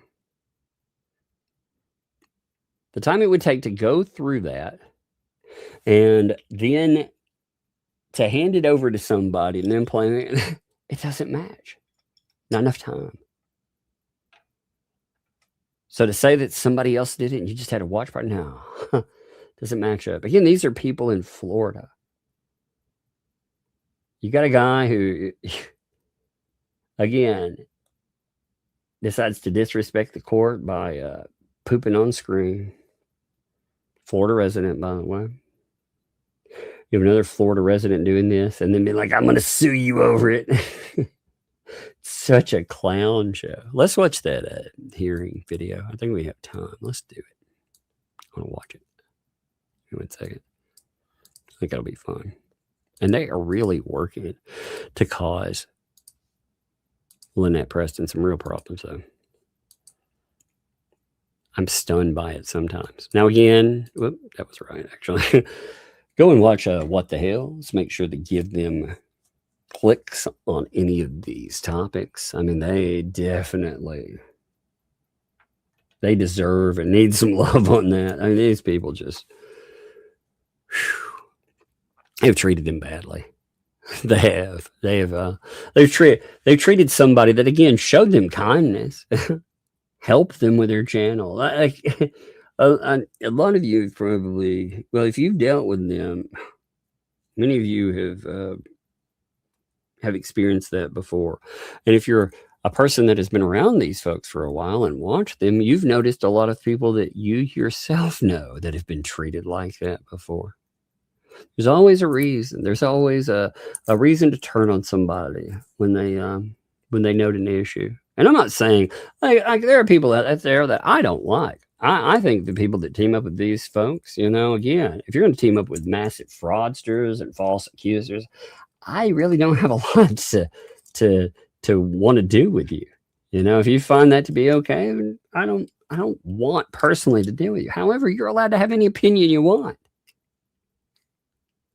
That's how life works. You're adults. You get to have opinions, you know. But people that deal with that, again, just going into another chat, just being here, that'll get you labeled something, or you have to show some act of contrition and beg. You know, anybody that makes an adult beg or be silent, man, you're not a dog. It's ridiculous. Anyway, let's do this. Lips just got put in her place yet again by the judge. She's being declared a vexatious litigant. She places lawsuits on the docket for no other reason but to character assassinate an individual. If you Google somebody's name, she wants you to see that she's suing them for something. Then she yanks it and never moves forward with it. And her rationale, her reasoning today in court was, well, I didn't know I have a legal right to do these things, as the judge told her to shut up. All right, she didn't quite say shut up. Things did not go well for Lips because giant lips sink their own ships. From the very beginning of this hearing, it's complete and total chaos. There's over 50 people waiting in the back room to come in and observe the hearing. And yes, it's public. I realize that. And I see some people in there that I didn't expect to see, like Michael Federigos. Oh, wait, his gay brother, Danny Federigos, was in there. You know, somebody that Lips sued. As a matter of fact, there were quite a few people in there that Lips has sued, because as Lips is legally determined a vexatious litigant, all of these individuals get to go back after her for what she's done to them. Indeed. There's a vested interest for sure in what happens in this court case. So Randy announces himself to the court. The judge says, all right, plaintiff. And Randy says, Mr. Shockett here, Randy Shockett, on behalf of the plaintiff. Lips then announces herself, Lips on behalf of myself. And that's why she's here. Misusing the legal system as a pro se or no lawyer hired litigant. Yep. Just to screw with people. Just to mess their lives up. As she so aptly loves to do, as if her life isn't a mess enough as it is already. Well, that is a big part of that too. All these people, they encourage this behavior from her. They whip her up into a frenzy. They encourage behavior wherein she has said some horrendous. Everybody that's suing her, she is either accused of some type of essay, grooming, or she has accused them of supporting, I'm going to say, predation of children. I mean, just the things she stated that that people are under investigation for. I mean, it's just insane what she has stated. And that kind of stuff catches up with you. It absolutely catches up with you. And right now, she was complaining in that hearing about how she's broke. She's not working. She has no money. Which also, as was pointed out by Susan Davis, that flies in the face of things that her hubby has actually stated in the bankruptcy proceeding that he himself filed. That they're giving mixed messages. Oh, she has her own money. Well, if she has her own money, then she's not broke. Oh, no, she has no money. She can't do any of this stuff. But if she doesn't have any money and hasn't had any money, by the way, for a while because of their issues with litigation, then why the fuck has she been filing garbage? See, when she filed garbage lawsuits against myself and many, many other people, she not only didn't have the want or will to go forward with it. She also didn't have the means to go through with it. She couldn't have taken us to trial if she wanted to. She filed garbage and she knows better. You were talking about a person that was an attorney. They know better than to do this stuff, but they don't care. They do it anyway. Now, that's a real problem. You know, everybody knows better than that. But she doesn't care. Like you and I know better than to file garbage lawsuits we can't afford, right? She treats it like, again, she said before that she didn't know any better, essentially. She never thought that was going to be a problem. I never thought that would come up as a problem in court. So you have to be told by a court that you filing garbage litigation is a problem before you won't do it. Like for me, again, I know better. I know that I don't have the right to file garbage litigation. You probably understand that. I don't want to speak for you, but I'm sure you do understand, again, filing litigation that you can't afford, you know better than. Again, she's like, I didn't know any better. Imagine that, saying that thing. I'd be ashamed of myself. I wouldn't know how to handle that. What a bunch of weirdo shit. Anyway, let's continue. Here she is, pro se, with Michael watching and his gay brother Danny. And we see a whole lot of other people. Again, remember, Megan Fox, beautiful, huge smile. Like Hale said, the reason that he notes that is because that's how she always refers to him. She calls him and his gay brother. It's like not his brother, his gay brother. Why does he not get an identity outside of that? I have a stepbrother that is gay. I have an uncle that is gay, but they are not gay. They are people who, it's not their identity. They're not just a gay. They're a person that happens to be homosexual. But I mean, the way that they describe it, it's like that is all there is to them. It's just kind of weird. But anyway. I see individuals such as Paint Chips, fatter than I even thought he possibly could be. Yet his camera kept scaling down this mountain of mass. I don't know who's winning the competition right now of who's bigger, Fleesa or Paint Chips. I'm trying to get in on it. It might be a tie in all reality. Let's give them both participation trophies. Court reporter steps up and says, Your Honor, I'm getting a lot of reverb right now. And this makes sense if somebody's recording because the recording is going through and the legal system kind of knows what's going on. No recording should be happening whatsoever. But one court reporter says, I'm getting reverb. And then another court reporter steps up and says, this is Olivia with Esquire Solutions. This was so strange. I'm also here as a court reporter.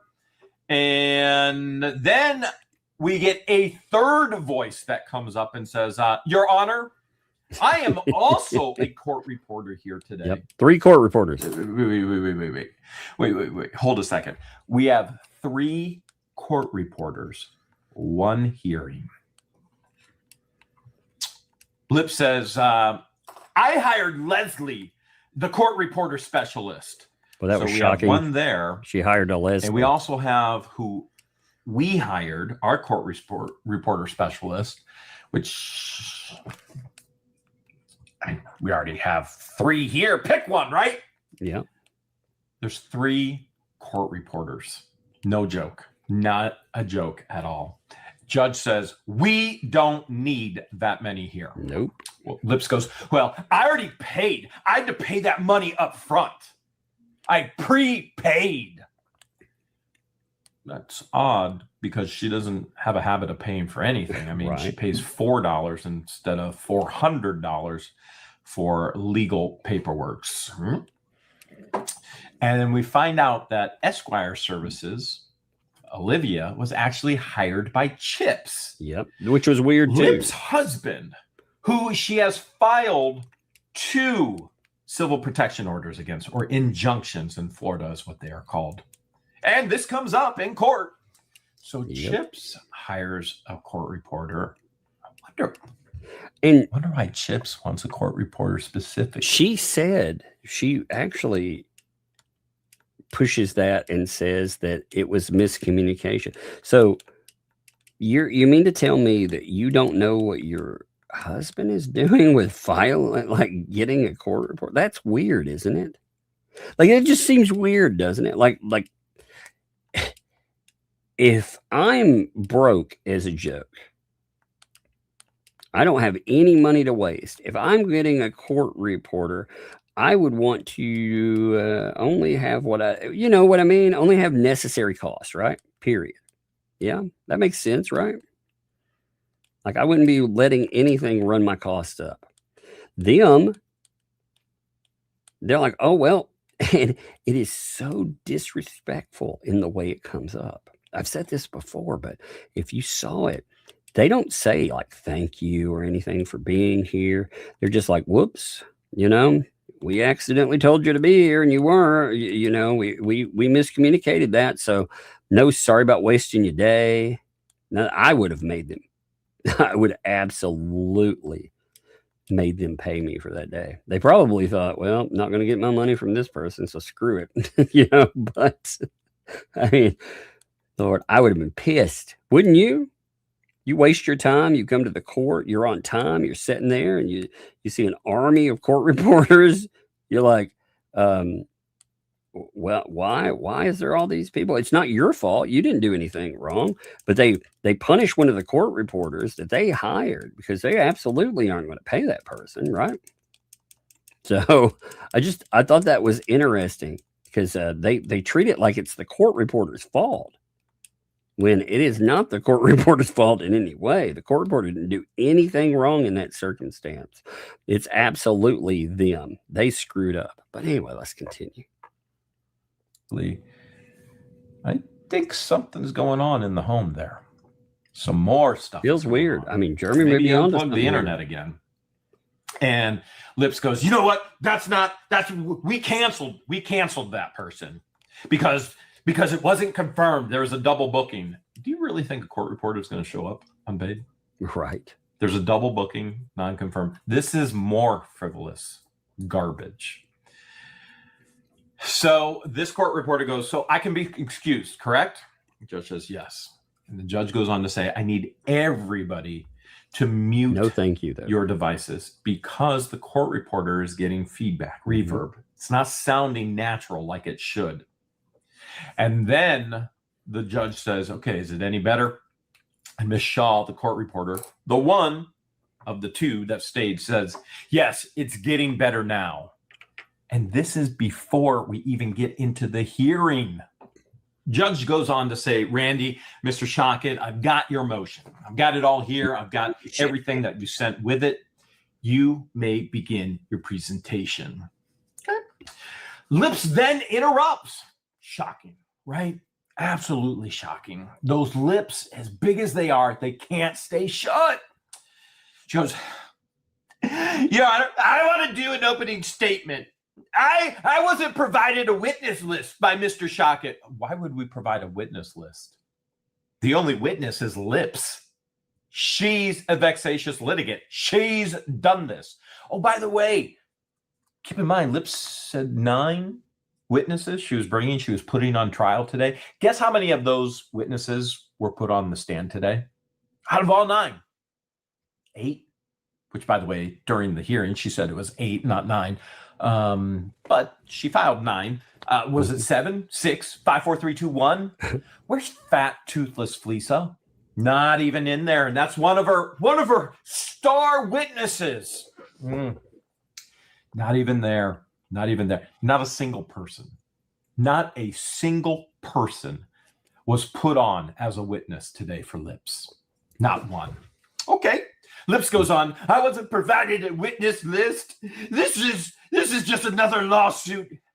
And it's important to know what statute we're going by.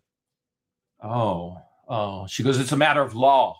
We need to know exactly which statute we're going by, which we already know what statute we're going by. As a matter of fact, the judge interrupts her and says, the statute's in the motion. It states it in the motion. You were on notice. Lips is trying to say she didn't know what we were going by, so she can't form a defense, which, by the way, during her 30 minutes, she did nothing but read AI regurgitation.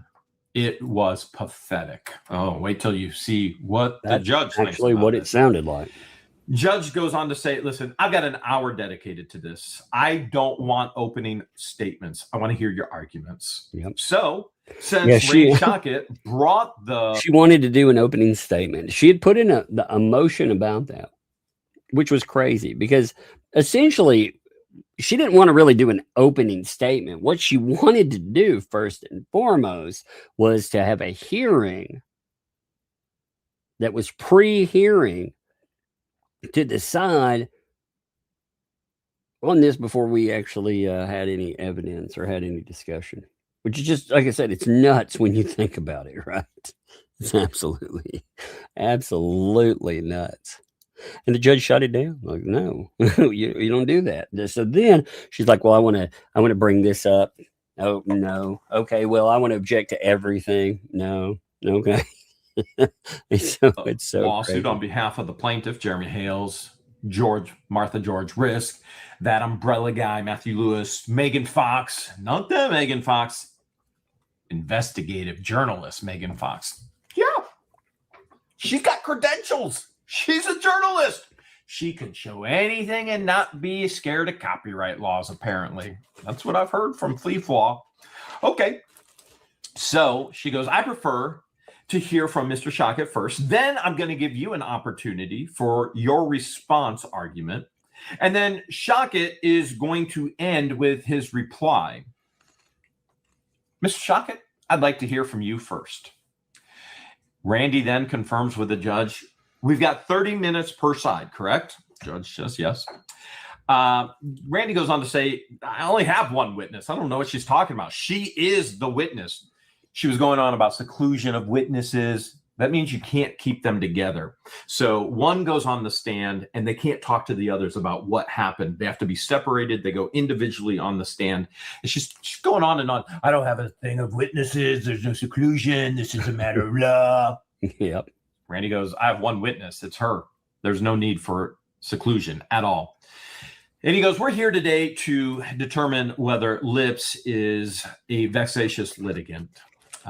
They definitely, under the statute, she meets 2 of the definitions of the conditions. And we're going to go back 7 years.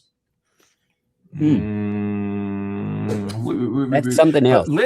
That's something else. So they were like, this blew my mind when they were talking about it later. They were like, she doesn't even meet all of the criteria. He said that she met 2. It's like, yeah, not just 1. You don't get that? You think it's like a checklist and they had to, like Pokemon, we had to collect them all? I mean, no. You're like, here's one definition of it. There's also this other thing, too, where she also means this.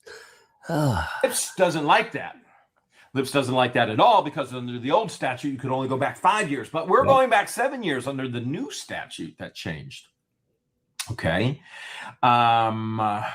Randy goes on to say she's pro se, except in her most current litigation. Now, you understand why the issue is she's pro se, because to be determined a legal vexatious litigant, you must be pro se. Now, keep in mind, Lips has publicly stated all over the internet that she's putting me on trial on this day. She's going to determine me a vexatious litigant, which she can't. She never even attempted to. She never even mentioned it because I have a lawyer. I would never, I don't even meet the very beginning of a vexatious litigant. The stupidity that comes out of these fools' mouth. So she was pro se in all of these things. And Randy goes on to say, we want to protect the judicial system. We want to spare any other parties that she may do this to from further abuse of the legal system. And Randy goes on to say, Your Honor, the statute changed on July 1st, 2025. Yep. And it has two major changes. It extended and we the filed, period to 7 years. It's so crazy because at first she attacked it like we somehow weren't allowed the criteria because when we filed. And we were like, no, we filed after the change, which was one of those wonderful things, You couldn't plan it any better to actually have that. It fell in, and maybe that was planned. But on top of that, remember us talking about the statutes and the changes, by the way? And even back then, they were like, no, there was no. They were even trying to say there was no statute change. Well, obviously there was, dug down into it.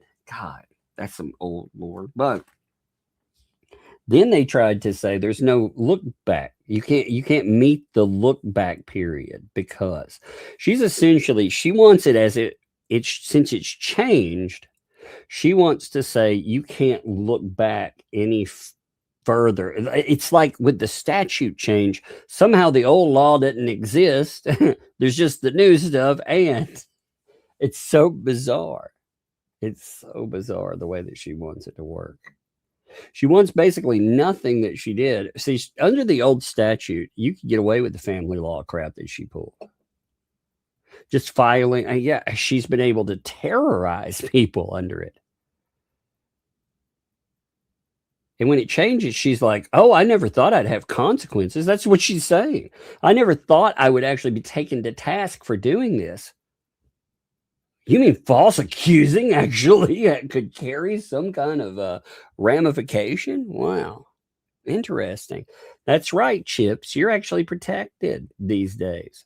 Chips should be celebrating the fact that somebody actually speaks up, because it ain't just speaking up for us. It's speaking up for his dumb ass too. Unless, of course, you're saying you're guilty.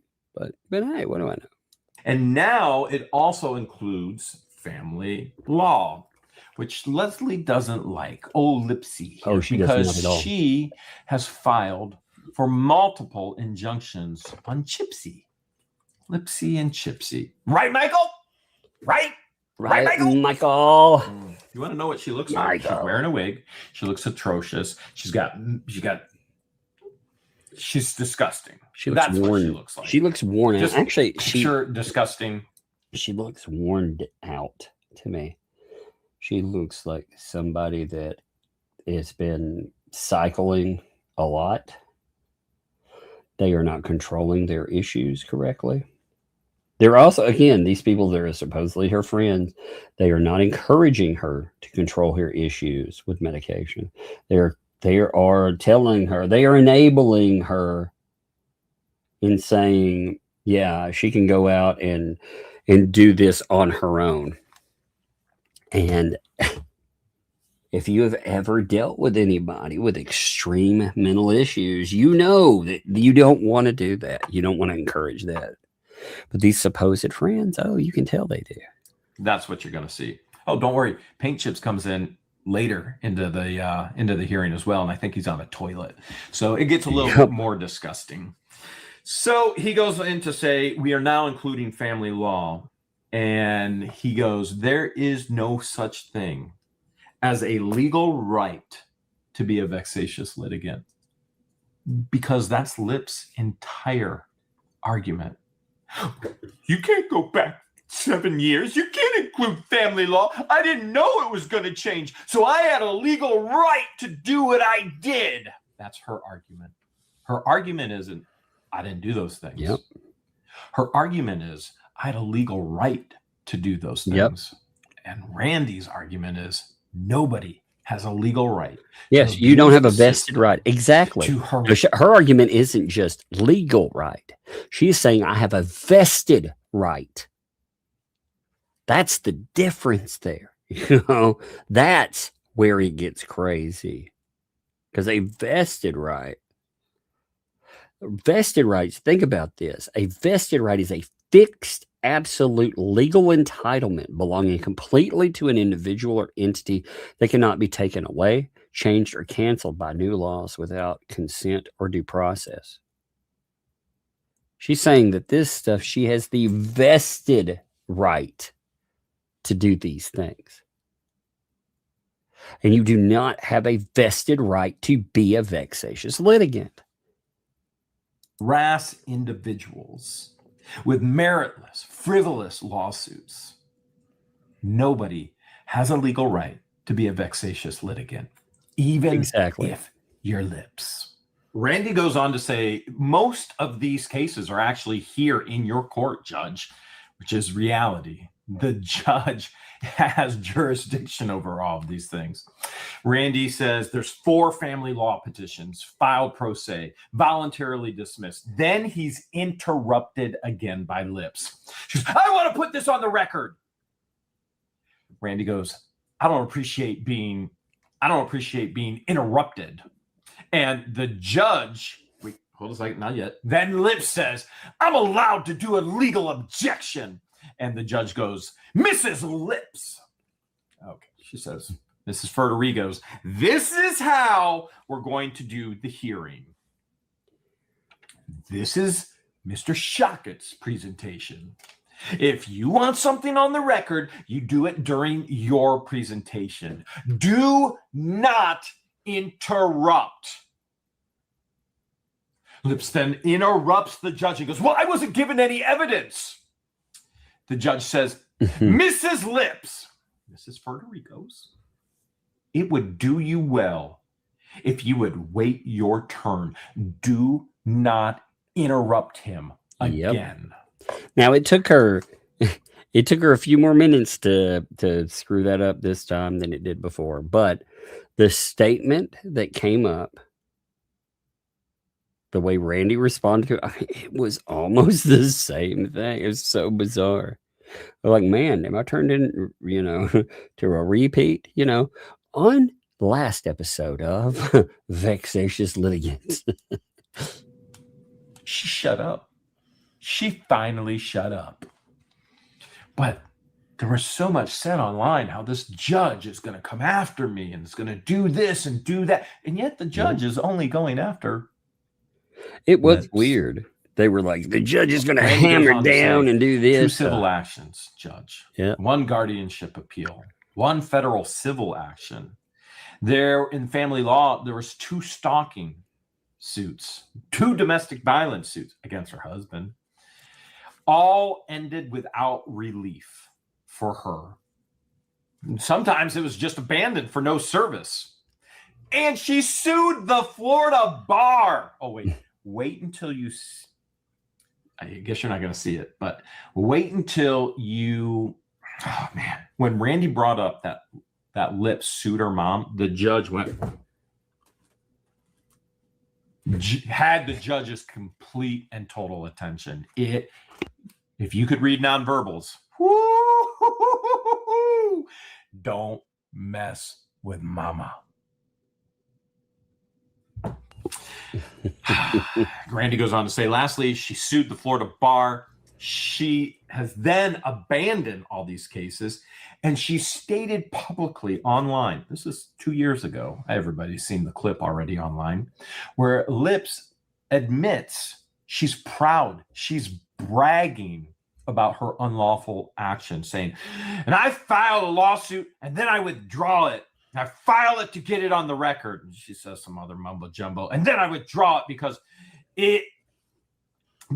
I don't want to go through the court system. Wait, hold a second. This is a lawyer, retired lawyer. Let's be very clear. Retired in lieu of discipline. Oh, and on the record, guess what? She admits on the record she could never, ever, ever practice law again in Florida. And they were, like I said last night, they were pushing this idea that she can. She herself admitted this. But they were pushing last night that she can practice law again in the state of Florida. It's freaking insane.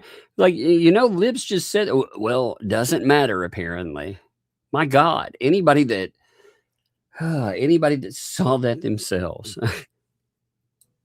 As she's on the stand, on the record, under oath, she finally tells the truth, as she's told the whole planet that she could go and she could become a lawyer anytime she wanted again. No, she cannot. She has retired in lieu of discipline. The Florida bar most likely was going to take her entire license, which she's most likely going to lose anyway at this point. Look, here, I'm pulling the exact words. Check this out. After Leslie says that, they said, it's absolutely not true. Leslie has an affidavit from the Florida bar that says she can practice law. However, Florida law states that if you permanently retire, you can't come back. But she has an affidavit saying different. She can practice law again. What? She can do it. But she retired for some reason.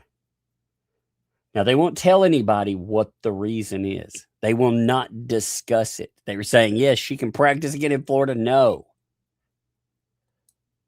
And it will not tell people why she ended up, when pressed about it, they pretend it's some, again, you're talking about a person that is mentally ill and also does not like consequences for their actions, saying that it was some giant conspiracy against him. You know, I don't know which one you want to talk about first there. Is it the don't like everything I've done to myself, or is it the that's just a little crazy, but whatever. On the record, she could never ever practice again. Oh, it was beautiful. It was beautiful. And then Lips interrupts and says, I was never given this. This is due process. This is trial by ambush. Randy goes on. She did say it was trial by ambush too.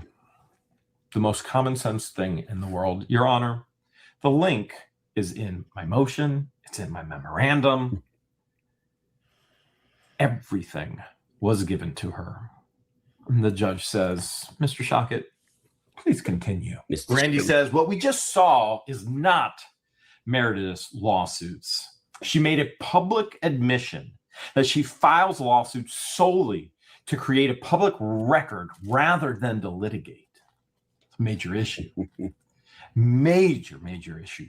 This law, this statute is for people like Lips to keep them away from hurting people, using resources, things along that way, along those lines. Randy goes, she is the definition of a vexatious litigant. And if you look at all these lawsuits, you're going to see the same pattern. She appears, then she's gone. And, oh, by the way, Randy tells the judge, since she appeared, you know, if you look at this case right here, since she appeared in this case, there's been 40 plus filings pro se. And Judge, I don't know if you know this or not, but she's actually emailed your judicial assistant 7 or 8 times pro se as well. Randy goes, I'd like to call Lips to the stand. I mean, that by itself is a problem. They do the swearing. Do you swear? Da, da, da, da, da. She goes, I do. Okay. She's sworn in. Randy asked the question, you're a retired attorney. Would that be correct? She's real to the point now. Correct. Okay. And at this point, the judge says, okay, well, hold on a second. I just let some new people in. You are not going to believe this. Who comes in? Paint Chips comes in. And I swear, you have never seen how fat he actually is, because he's putting the camera over this mountain of blubber. Like, it's insane. Now, Paint Chips keeps turning the camera on, turning the camera off on purpose, showing what he wants us to see. So what we see is Paint Chips in a vehicle showing us his handicap placard, on purpose, showing us his handicap placard. Now, we already know he's handicapped. He ain't got nothing upstairs. I mean, a judge has called him. What was that the judge said? Oh, wait. We'd have to clarify what judge. This guy is mental. Now, what's most concerning, there's a child in this vehicle with him. Now, I know what most of you are thinking. There is no way there's any woman on this earth that would ever procreate with him. True. Alligators wouldn't even do it. Crocodiles wouldn't even do it. Iguanas wouldn't even do it. There is no animal. There is nothing on as I've said, I have a conspiracy theory about it, though. I think we are looking at the first successful male-on-male prison birth. You know, that's my opinion on it. Now, again, maybe I'm wrong. I don't know. But I think from all that prison loving, I think somehow he and one of his friends out there, they ended up, giving love to their first baby boy. Maybe I'm wrong again. But it does seem likely. Better than some woman actually like making contact and saying, show me that loving. Gross. I mean, dude's riding around with a kid at first, and then later he's pooping on the screen. Isn't that weird and gross? Planet that would allow Paint Chips to procreate. I agree with what you're thinking right now. I can't foresee that ever happening either. I mean, that's our opinion. We're entitled to it, right? Huh. Interesting. So that begs the question, where'd this kid come from? He obviously wants us to see this kid. He's turning his camera on and off on purpose. Very much so on purpose. Huh. Mm-hmm. Yep. He's not. Randy goes on. He's not following any of the rules there. Not at all. So you're not a regularly retired attorney. You were actually approved by the Florida Bar for retirement. Is that correct? And Lip says, yes, I was approved for permanent retirement. Correct. Mm-hmm. Randy goes, well, an attorney approved for permanent retirement is barred from being reinstated or ever practicing law in the state of Florida again. Is that correct? Lips goes, correct. Yes. Hold a second. Wait a minute. We finally got a little truth in it. Maybe it's Fulman's kid. How many times have we seen online that Lips is stating that she could be an attorney anytime she wanted again? Anytime she wanted in Florida, that she could come out of retirement. No, she can't. She is retired in lieu of discipline. They were going to take her license. Yep. Now, what she gets to do... it was bad. It was definitely bad. She's always like, I wasn't going to be disbarred. Well, so you're just telling me that she was like, I was just tired of fighting. And So you give up being a lawyer.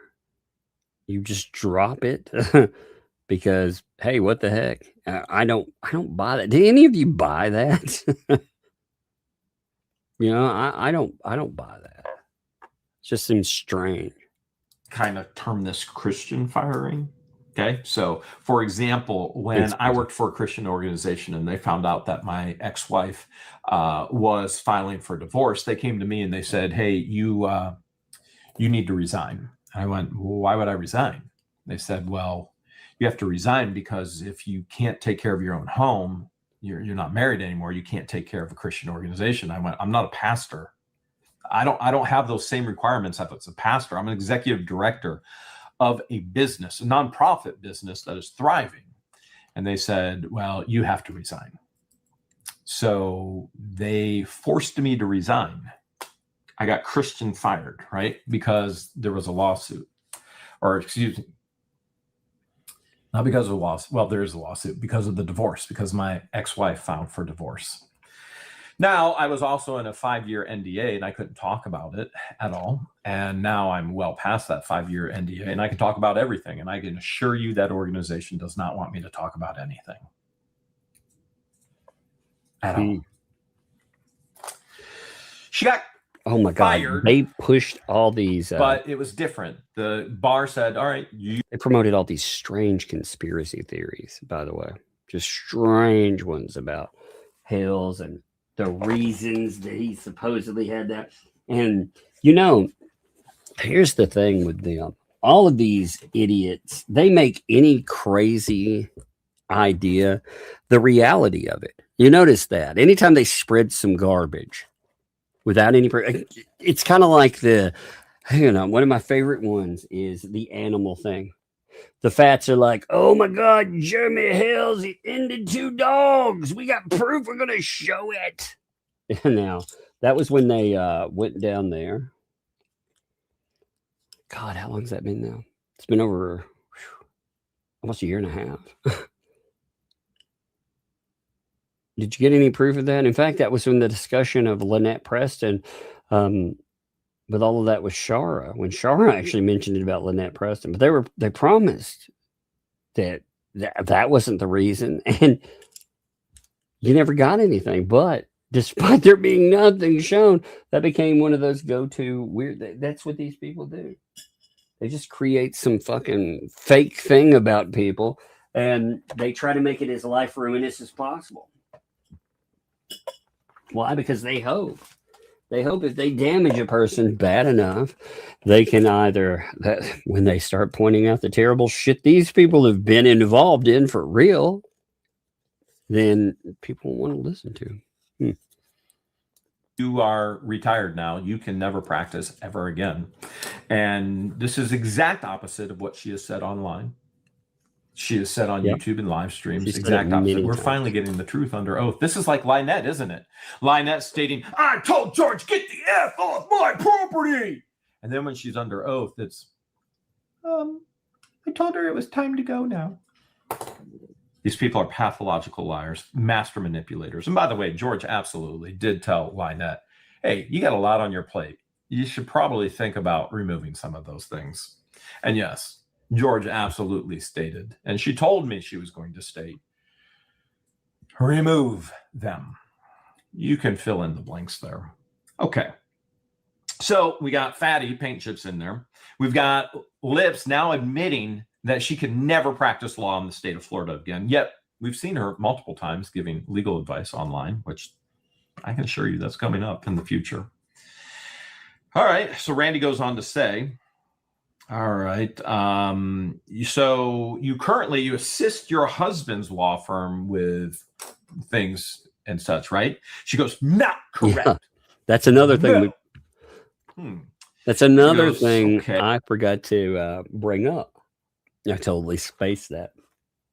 So yeah, remember all that stuff she talked about helping out her husband's law firm, doing quite a few things, in fact. Now she says that's not true. She doesn't do that kind of thing. That's really strange because she talked about it multiple times online. Hey. Wait, she's brag about it. You mean Chips, who filed for bankruptcy, doesn't have a law firm business anymore? Who's only making $2,000 a month? What? But Fat Toothless Lisa said that Megan, Fox, Tug, myself were going to owe them $150,000 like per day. Yeah, they actually said we're going to owe $360,000 or something. Shines and drives their dark lies. See, those are threats. They wanted to intimidate us. They talk about remember when she stated that we were trying to intimidate her and to keep her from doing X, Y, or Z. Yeah, it sounds like that's not the case, doesn't it? Huh. Out. Randy goes, okay, well, let's talk about some of these court cases. Now, understand, Randy gives a summary to the judge in the beginning. He goes, here's my motion, here's my memorandum. Here's all the cases. We got foreign family law, we got civil, we got federal, we got the Florida bar. And then he's going to go through each and every single one of them with lips. And he goes, let's talk about these injunctions. Let's start there. Let's talk about the first injunction. You filed that pro se, correct? She said, yeah. And then you filed another one pro se, didn't you? Correct. Randy goes, well, I got a little bit of a question for you. Isn't it under Florida law that you must state that you are in fear for your life and harm to get an injunction in the court system? And Lips goes, true. Randy goes, then why would you voluntarily dismiss before a hearing even came to fruition?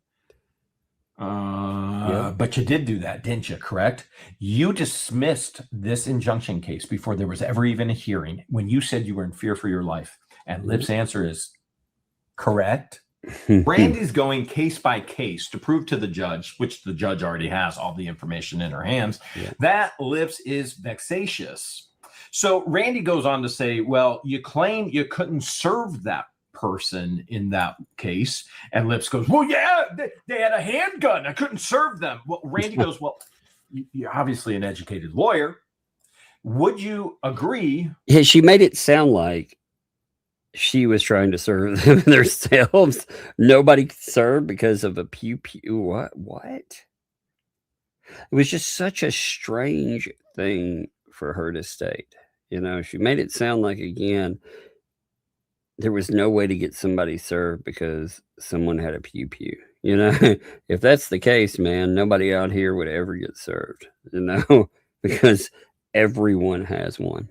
So that an ex parte, so for example, Lynette goes in to Judge Grudge and goes, I need an ex parte. And they go, okay, here's an ex parte. You have temporary protection until there's an actual hearing.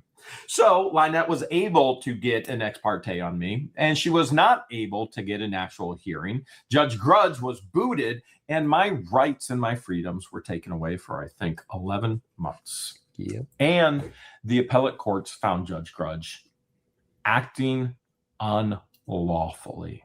In other words, illegally. So here, my ex parte went on for 11 months because there was no hearing. And Randy's going, well, hold a second. Don't you know that if you voluntarily dismiss, or if you can't get them served, that ex parte, it carries on until they actually are served. So why would you voluntarily dismiss? That's what he's trying to say. So he goes, you understand, correct, that the ex parte carries on until you can get that person served. She goes, correct. Well, you voluntarily dismissed. And you're trying to tell us that's in good faith? You voluntarily dismissed this in good faith. She goes, yes, I did. And he goes, so now you're telling the courts you were safe? Mm-hmm.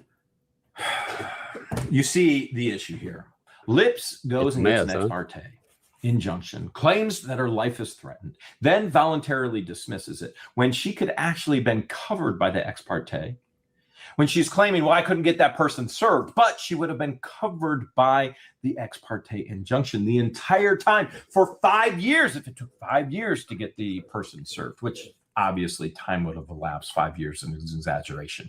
You understand the intent. She's a pathological liar. She's a manipulator.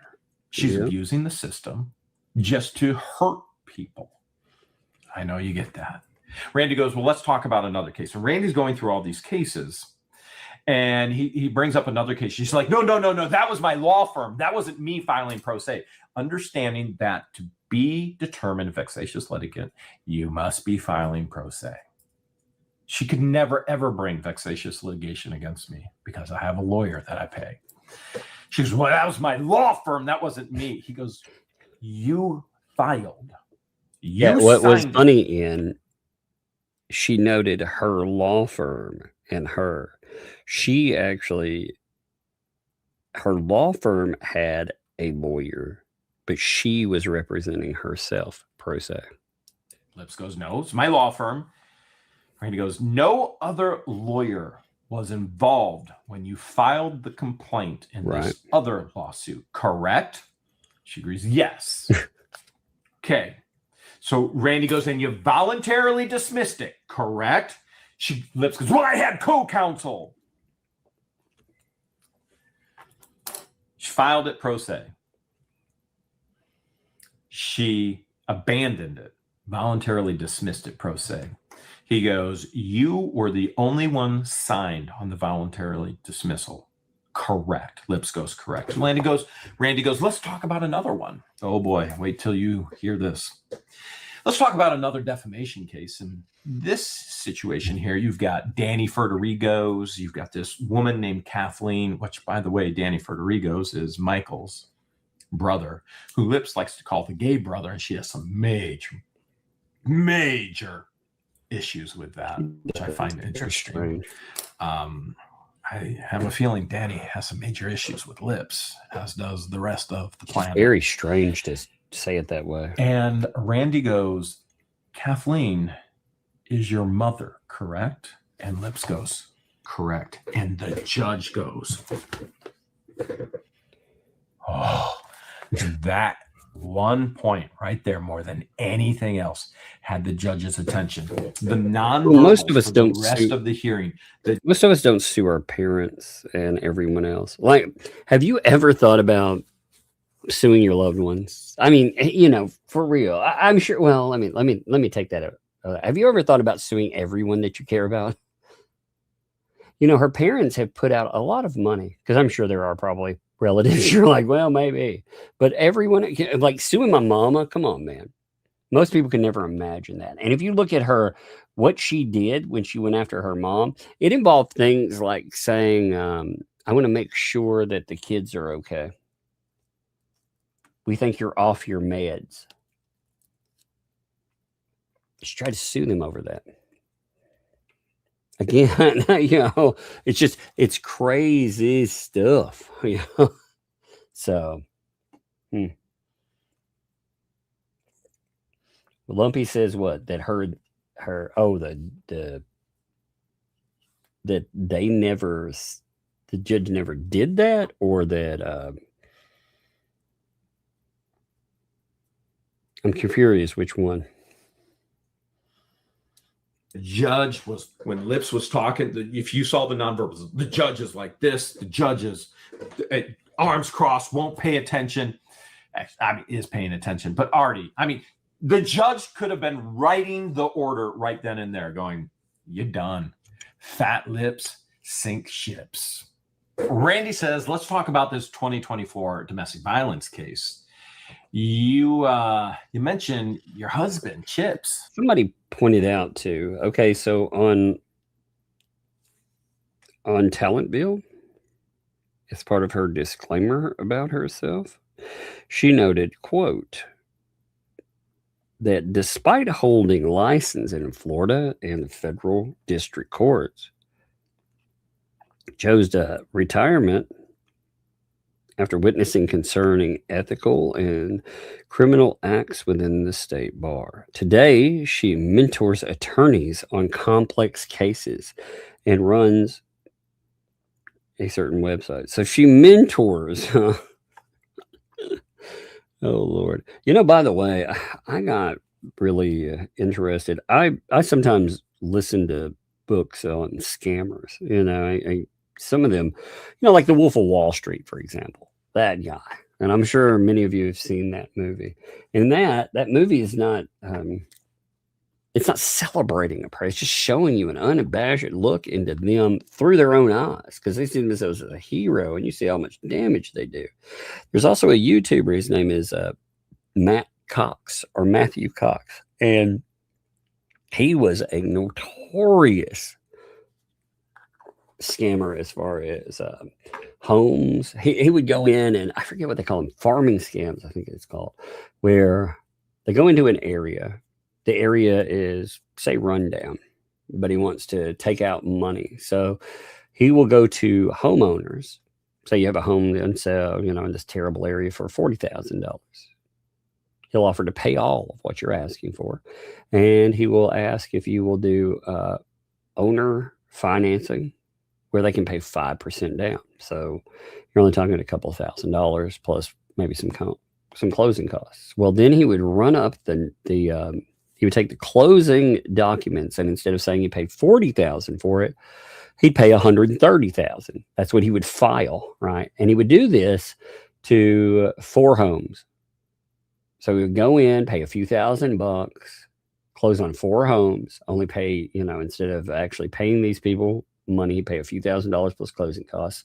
Then when they start looking, then he would go and ask if he, about buying a home for a jacked up price, and he would want to take out a mortgage on it.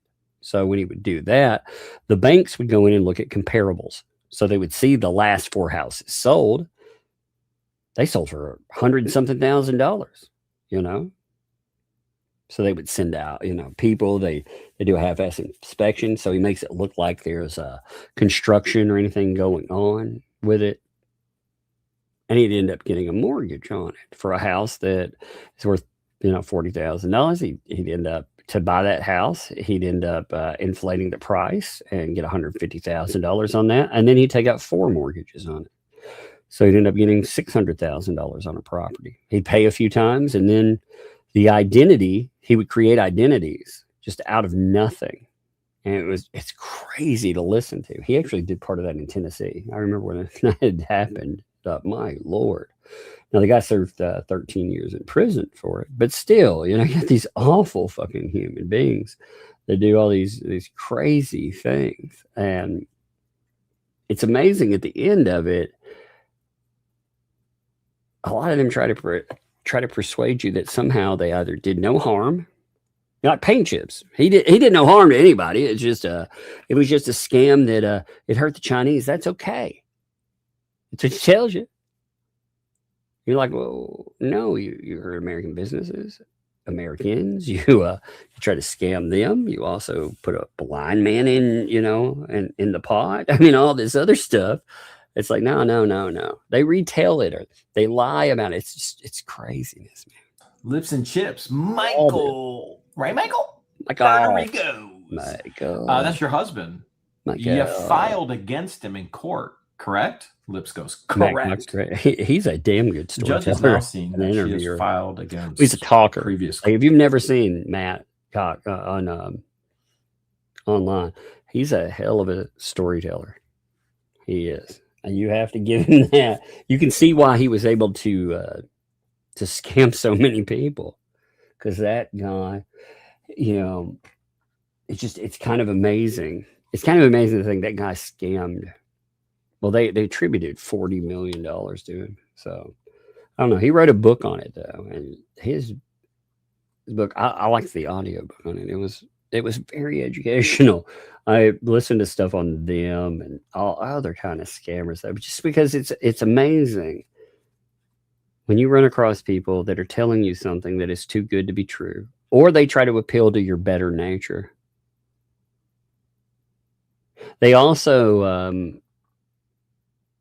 they get mad, they pretend, they feign anger, and they're going to destroy anybody that exposes something that, they're like, it's lies. And I'm so upset about this. This is crazy. I mean, it's a playbook, man. And you learn a lot about people. You learn also, don't let somebody appeal to your just better nature. Look at the evidence. Look at what you see. And yeah, look at some of the actions of people that have been involved in this mess. Clients. She's filed against her parents, family members, her husband. Her husband now. You can already figure out which way this is going. And it was evident by reading the nonverbals. Randy goes, you're required under oath when you file for an injunction in the state of Florida that you have a reasonable fear of harm, even death. Lips goes, correct. And Randy goes, well, you signed under the penalty of perjury that you are in fear, yet you dismissed this, correct? She goes, well, my husband agreed to do treatment. My husband and I, we worked it out. Lips and chips. They worked out. It's crazy, isn't it? I got a feeling there's not a lot to work out. I got a feeling there's a lot of insanity. And I got a feeling he needs to flee to save his life and to save his kids' lives. If anybody needs an injunction, it would be Chips against Lips. So now Lips is saying, well, I'm not in fear anymore. I don't fear for my life or for harm because he decided he would go to treatment. Okay. Last I looked, treatment or counseling doesn't stop somebody from fearing for their life. Now, maybe there's some incredible treatment plans out there that I don't know about, but literally before they even go into treatment, you go, okay, I'm going to drop this because you're going to treatment. So you file it saying you're in fear of your life, but you drop it before they even go into treatment. This isn't a change. There's nothing that has changed except she's a vexatious litigant. Yeah. See what I'm saying? She voluntarily dismisses it before he even goes to one treatment meeting program. She never expands on that. Yeah. Randy goes, okay, well, a year later. Again, too, just to really drive it home, you have to remember what that means. Because when she's saying that she needs an injunction, protection against DV, she is telling the state under oath that she has a reasonable fear of imminent harm. That person, they more than likely will hurt me. So she goes to a church, according to her, and then before anything else is discussed at all, one day she files one day, drops the next. So she told the state, yes, I am in fear. I am actually in fear. And then, and again, you know, even if you side with her on that, they drag this guy out and they've tried to portray him as a hero too. So no matter which way you go, it's busted. You did it again. Correct? Correct. Okay. Randy goes, well, the same applies, right? You had to have a fear of harm. She goes, correct. And Randy goes, well, then can you please explain to this court why and how the next day you voluntarily dismissed this case? You did, correct? Hey, Matt Cox, he doesn't own all of what he did, actually. He owns the scam part, but when you get into the weeds, like, listen to his books, for example. When you get into the hurting people, when actual homeowners, he says he scammed institutions, but no, to make the scam like a farming scam work, you have to hurt people. You have to go to individual homeowners and scam them. And nobody wants to be told that they took advantage or destroyed individual lives. He does not like that, you know. So there is to a degree. And again, you know, the real thing is he spent 13 years in prison and he podcasts and stuff. He's not scamming. Like, again, someone like Luthman, I wouldn't have a problem with Luthman. I would have a problem with his stuff, but wouldn't have a problem with him. If he's going out, he's talking about it or whatever, you know. There are plenty of bad people that can go out and tell you interesting stories, you know, plenty of them. But a lot of these people, you know, part of it, again, is stopping after the fact. And these people, some of them, they don't, it's not just about ownership. It's not just about paying dues. It's about stopping. Because I believe that Matthew Cox, of course, he's definitely stopped, you know, but people like we're looking at, they haven't. So, yes, some of it's you get a lot of time to take ownership. It's just some of these folks are fascinating to look at too. It is. You know, it's Jordan Belfort is interesting to look at. The Wolf of Wall Street, but my God, that guy still he didn't like when you listen to him, that guy strikes me as a sociopath because that dude, he learned nothing from any of that. You know, he celebrates his crime. He thinks Wolf of Wall Street, the movie, celebrates his life. You know, it's not just a telling you about what happened. You also have, like, what's his face, Michael Franchise. I think, like him, he seems very repentant. Again, he found God. He decided to try to turn his life around. And he's talked about it. I mean, he has some crazy stuff that happened with him in the mob. So it's not just about, like, I think if you take people and you throw them away, I think there are some, I'm not an idiot, and I don't think there's some crimes that are so reflective on the person that I don't think there is redemption. I think people that are predatory towards children, for example, I don't see how they ever get fixed. You know, they rehabilitate. It's like, to me, even if they serve time, they're like a nuclear bomb waiting to go off. And I'm not willing to risk that myself personally. But there are a lot of crimes that I do think that, you know, you can pay and atone for. Again, all of us have probably broken the law in some way, my Lord. You know, I've used substances in the past. I mean, my God, I don't judge me, and that's it. That was illegal. If I got caught, I would have probably gone to jail for it, you know, some of it. But so I don't try to treat people like they're irredeemable, for sure.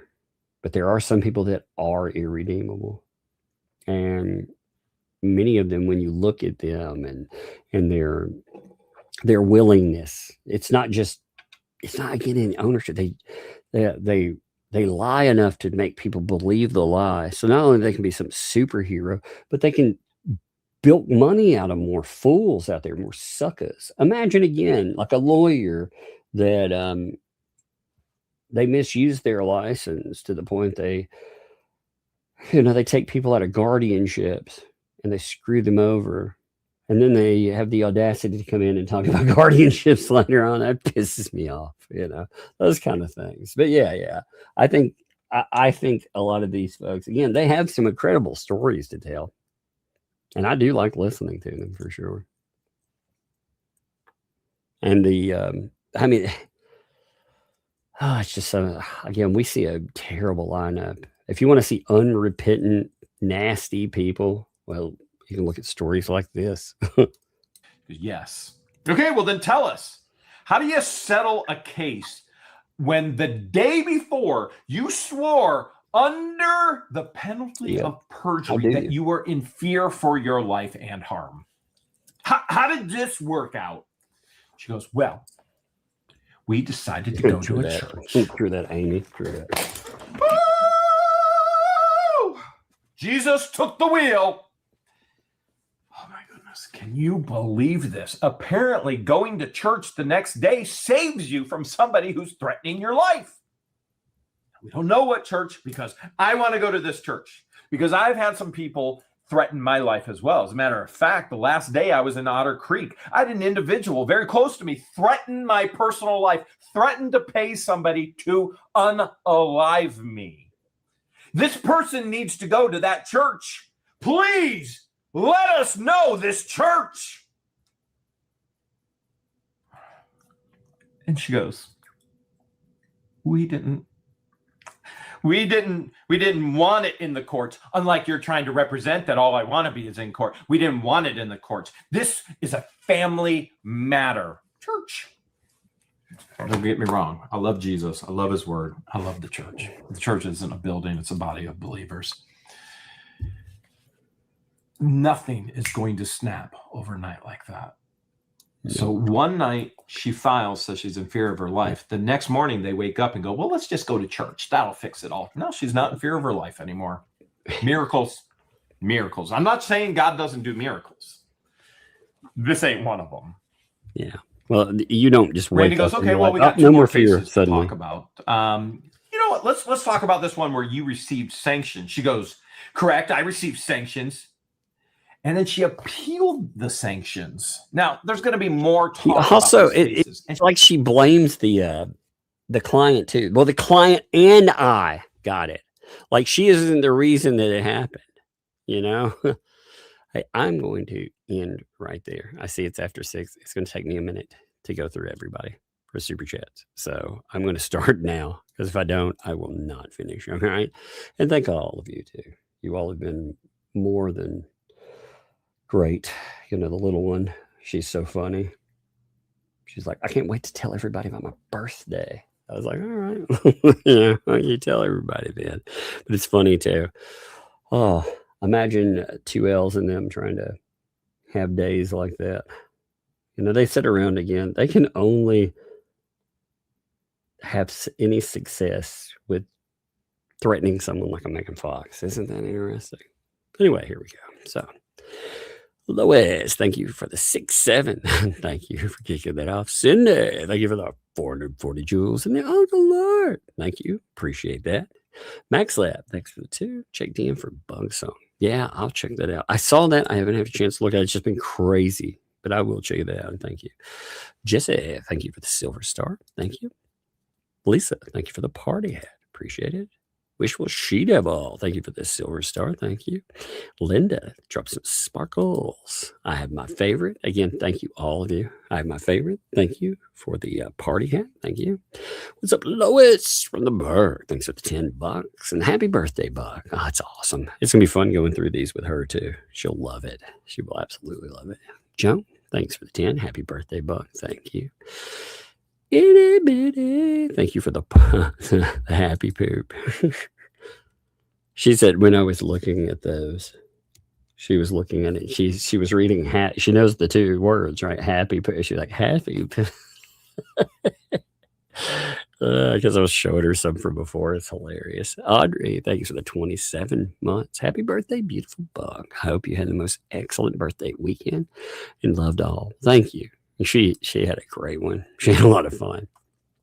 Carolyn, thanks for the 20 there. Happy birthday, Bug. Some tissues for Daddy since the little ones are growing up. Yes. Having one hitting 13, man, I don't even know what to do with that. That's so crazy. Snowflower, thank you for the 20 there. Thank you for that. And happy birthday, Bug. Well, thank you very much. I appreciate it. It's good to see you too. Thank you. Carolyn draws 5 gifted memberships. Thank you, Carolyn. Again, love those. Very much appreciated too. Thank you. Jerry, thank you for the 14 months. Happy birthday, Buck. Thank you. Appreciate you. Rick, thank you for the sparkles there. Thank you, Rick.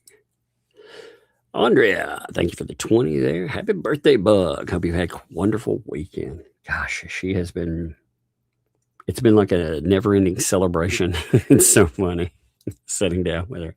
Jim of the what? Thank you for the silver star. Thank you, Gemma. Kitty Ninja, thank you for the 34 months. Happy birthday, Bug. Well, thank you. That's awesome of you. Appreciate you. Blue Eyes, thank you for the 20 there. Happy birthday, Bug. Thank you again. And thank you for being here, Blue Eyes. As always, appreciate you. Jim of the what? Thank you for the gold coin. Also dropped a silver star. Thank you for that. Star Asher dropped 100 jewels for a Sunday. Thank you there. Shadows in my soda. Thank you for the 10 there for Bug's 70th. I'm going to tell her everybody's celebrating her 70th. She's like, no, not a 70. We've all, when I first put out her cake, I put 2 7s on it. So it was 77 just to play around with her. She's like, no. Laura Biggie, thank you for the 249. Thank you for that. Bug. Oh, look at that. She'll love it. Thank you. That's much appreciated. And love to you too. AJ's World, thank you for the party hat there. Thank you. Jen, thank you for the thumbs up. Appreciate you. Bonnie, thank you for the 5 there. Happy just 7, Bug. Exactly. Just 7. What are you talking about? Exactly. Rested Bee Face, thank you for the party hat. Thank you for there. Hey, Gina, thank you there. 50. Appreciate that. Happy birthday, Bug. Well, thank you. Oh, she's going to be in candy and well, she was like, we need to get more helium balloons. She likes to punch helium balloons. Like she'll hold it and beat on it. You know, she likes playing with it and doing karate at it, which she's really funny to watch do karate. So she, so she'll get somebody to hold balloons for her. Oh, it's so funny. And I'm sure we'll get a bunch of helium balloons for sure too. Lynn, thank you for the floating heart. Thank you, Lynn. Jada, thank you. for the 20 there. Appreciate that. And happy birthday, Buck. Thank you. That is much appreciated. Lisa Lee, might smell like pee. Thanks for the 2 there. Happy 6-7, Buck. Indeed. Indeed. Oh, Lord. Becky, thank you for the 17 months. Happy birthday, Buck. Indeed. Thank you guys, too. Appreciate that. AJ's World, thank you for the silver star. Rest in B-Face, thank you for another party hat. Thank you there. Fizzbim, thank you for the floating heart. Thank you. AJ's World, thank you again. Thank you for a floating heart. Hazel Monte Angle, thank you for the 20 there. Appreciate that. Happy 7th birthday to Bob. Well, thank you there. Oh, man, to be 7 again, right? That'd be amazing. Ohio, what's up? Thanks for the 2 months. Happy birthday, Bug. That cake is amazing. Yeah, she picked out everything to it like that. I like, you know what? That base of the cake, Walmart. It was actually a pretty decent cake. Like, it wasn't, it was good. Like, I was like, why are you sure Walmart? But it could have been the person over there. We knew somebody that, does some of the stuff over there. But I was like, oh, I don't know about that. But yeah, it turned out good. Thank you, Fizz. Thank you for the sparkles there. Rest in Beat Face. Thank you for the silver star. Appreciate that. Theresa, thank you for the 20 there. Thank you. Go buy a bunch of books of your choice with this book. Happy 7th birthday. Yes, indeed. I encourage a lot of reading. Like, you would be, if you just saw the level of books in the house, it's crazy. They like books, so that is great. I'm glad people encourage that too. That's very good. Thank you. Rio Rye, thanks for the 2 there. Happy birthday, Bug, from all the mods. We love you. You know what? There's a lot of love returned to you guys too. You know, we all in here, we do. We love y'all too. Debbie, thank you for the party hat. Thank you there. Sapphire Angel, thank you for the 100 jewels with a Sunday. Thank you. Deb in Michigan, thank you for the sparkles. Thank you there. Lynn, thank you for the party hat. Thank you for that too. Appreciate it. Hey, something to bark about. Hey, it's good to see you. Thank you for the 20 there. Bug's birthday fun. Yes. Hey, everybody, keep something to bark about in your prayers. Something to bark about goes for lung surgery on noon tomorrow. Try not to be fearful, but you can be told, yeah, of course. They figured my chihuahuas won't get to sleep with me. Yeah, when I get home. I love you. Yeah. We will keep you there for sure. And remember, with everything, it's okay to feel emotion. With any stuff, it's okay to feel nervous. It's okay to feel apprehensive. But remember, you're going to the right place. You have an issue. You need to be there. I mean, I get it. Like, I've got some issue. I got to go and see a vascular surgeon over and see if I'll actually need any kind of surgery. I have a scheduled appointment on, I can't remember if it's 12th or the 13th. I've got to check. But it's for my legs where they've been busted up from all that mess, that went on before. It messed up my veins in my leg. So I got to get it checked out. Fun times. But I hear you. You can be nervous, but you know what? You're going to the right place. And you let us know how you're doing. We'll keep you in our prayers for sure. Appreciate you. Risa, thank you for the 250 jewels. Getting some laughing disco. Thank you for that. Appreciate you. Alan dropped 1,000 jewels there. Trophy cake. I like that they make a trophy cake, dude. That's awesome. Perfect for this. Jesse, thank you for the floating heart. Thank you, Jesse. Kathy, thank you for the floating heart too. Thank you, Kathy, as well. Appreciate that. Risa, thank you for the 350 jewels. Finger hearts. Those are cute too. The little one really likes little hearts. Any kind of heart. She was telling me about her heart birthday. She's so cute with that too. Shield Maiden, thank you for the 5 there. Appreciate that. Happy birthday, Bug. Well, thank you. Thank you very much for that. Pads. I love how big that is. That'll be beautiful for her. She saw it come through, and she'll love that. It fills up half a screen. You see, I can review these when I stop the screen. I can pull them up like this. So I like that. Thank you for the 12 there. Happy birthday all the way from France to the big umbrella girl. I know she was very insistent. She's no longer baby umbrella girl. She's big umbrella girl. Okay. Yeah, thank you for the silver star. Thank you, dear. Cindy, thanks for the 2 there. Happy birthday, Bug. Hey, well, hey, thank you. Again, appreciate that. Lisa Lee, might smell like pee. Thanks for the 5. Substitute and drop service completely legal if someone acknowledges the server. Yeah, well, what they're trying to do, see, in bankruptcy court, there's some differences in the way the law is stipulated.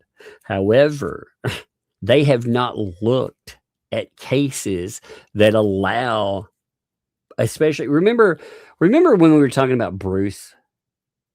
And we were talking about non-parties and how different things come up for non-parties than they do for parties. You remember how Bruce got shot down, even though he thought he was entitled to X, Y, and Z?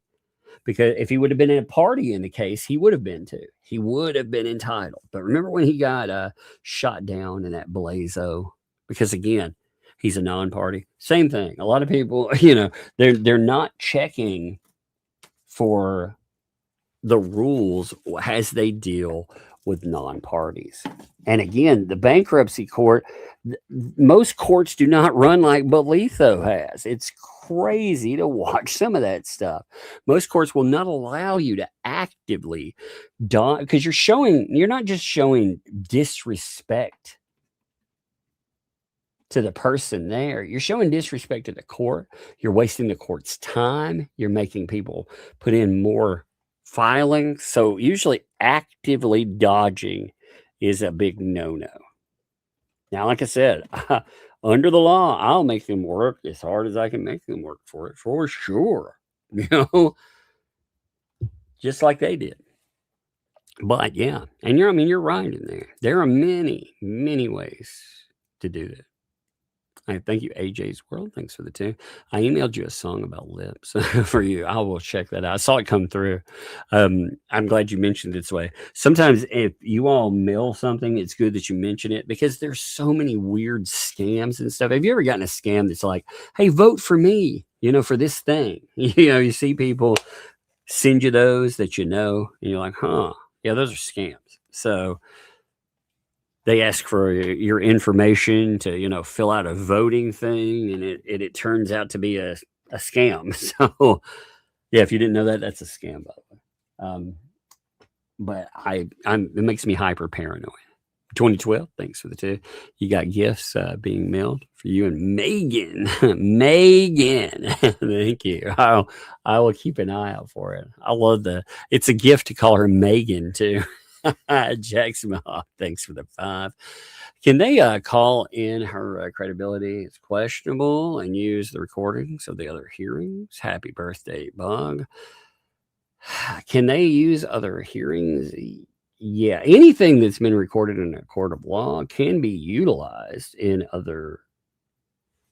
really in anything else. You can actually utilize that is the thing that these people don't seem to get either. Yes. Now you have to be able to introduce something. But yeah, if you've put it on record before and sworn to it, that's a problem. It's a problem for them because they have already made statements with it. But just running your mouth, period. Like the way these people run their mouths about stuff, and from the idiots in trials to the people trying to avoid them. The best way for them to actively avoid it is just to shut the fuck up. But they're not smart enough to do it. They're going to end up getting dragged for a lawsuit. So what's going to happen for real? They're going to end up like the Fats. I mean, again, they said that they needed over $3,000 still. It's been how much time now? And what that says is, again, even if somebody finished that off today, you're going to have to keep getting money. It doesn't just end there. And it burns really fast. So, but yeah, they can use anything in courts before against you, Baxter, thank you for the 650 jewels. That's awesome there. Thank you. And the mystery gift. Thank you for that. Appreciate it. She'll love it. Any gifts for today? Oh, she'll love that too. She'll love to see it. I'll see Wombat. What's up? I'll see Wombat. Appreciate you dropping 5 gifted memberships. Thank you for those too. Those are awesome and much appreciated. Ninja Puppy, thank you for the $5 there. Happy birthday, Bug. Well, thank you. Appreciate it. Like I said, she'll love looking through this stuff. Bar none. I'm glad that was a good thing. I actually had that translate because I kept going bar one, barn one, bar none. Thank you for the 5. Happy birthday, Bug. Thank you. Gosh, man, I should have caught that a long time ago. Judy, thank you for the 6-7. I hear that all around here all the time. Melissa, thank you for the flower. Thank you, Melissa. That is awesome and much appreciated. Bill, what's up, Bill? Thank you for the silver star. Hey, what's up, Bill, as well? That's interesting. Bill and Bill, you know, thank you both. Appreciate you both there. Thank you, Bill, for the happy poop. That's, I was like, wait a minute. Did I read something wrong? That's why. Pandora, thanks for the 5. We did go over this with the, if she's found vexatious, will she have to? You know, again, courts, like I said, they decide on if you have to snooze something or not. Wheezy Wills, thanks for the, and it's a good question. It actually is. Thanks for the 23 months. Hey, thank you, Wheezy. Appreciate you. Hey, Chad, sorry I haven't been around. I've been struggling with mental health and we'll bring you guys down. Hope you're all okay. We're doing okay. Remember, hey, Wheezy, look, if you're having if you find yourself isolated or something like that, come over. Goof off, have a good time. Maybe you'll laugh at some stupid stuff, you know, or lurk, whatever, you know. I don't want you being alone, okay? That's the one thing. If you need, but go also make sure to talk to somebody professional because those are the people that can help you.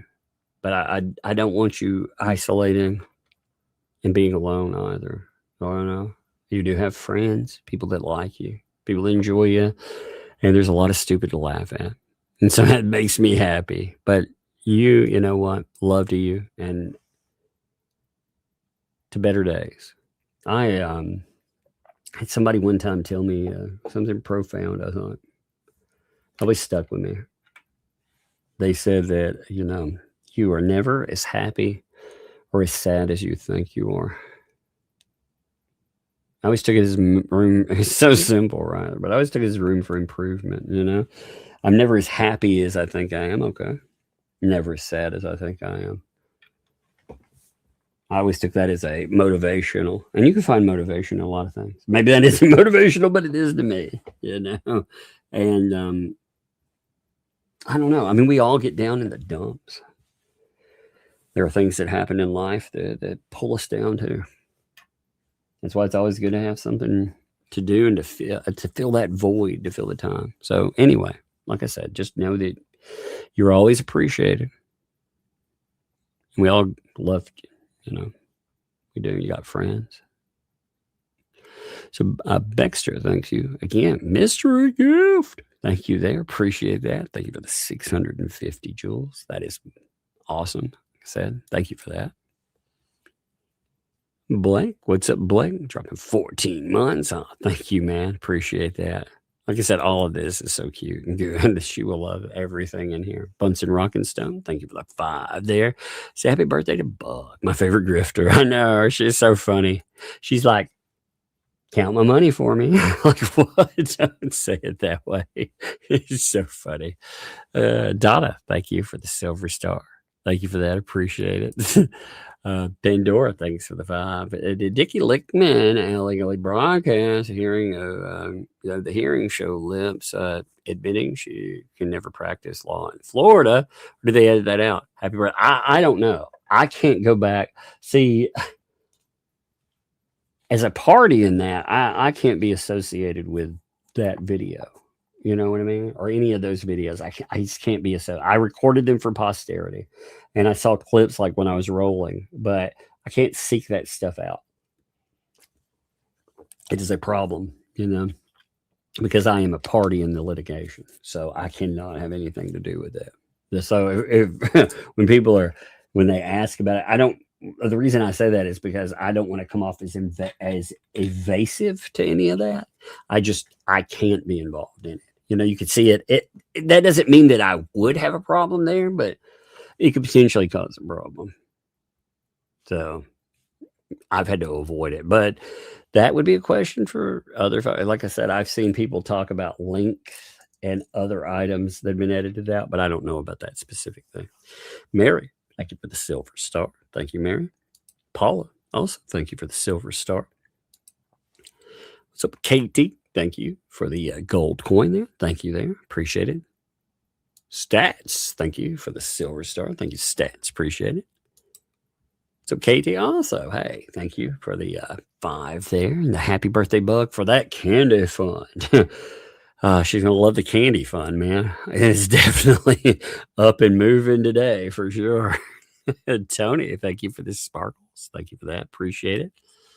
Annie, thank you for the 6 months. Wishing Bung the best birthday. Thank you. Yeah, she's like I said, she's happy, she's cute, she's fun. She has had a good time. So I'm feeling for her. You know, she's having a great one. I love it.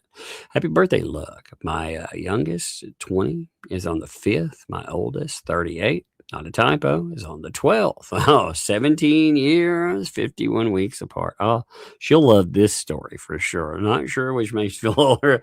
Enjoy the younger years. Indeed. You know what, Tim? I want to bust him out a song. You know, let's give him both. I know it's a little early, but let's do it anyway because it's beautiful. Happy birthday from both of us to you. Happy birthday. May all your dreams come true. Happy birthday. We love to have you here. Happy birthday.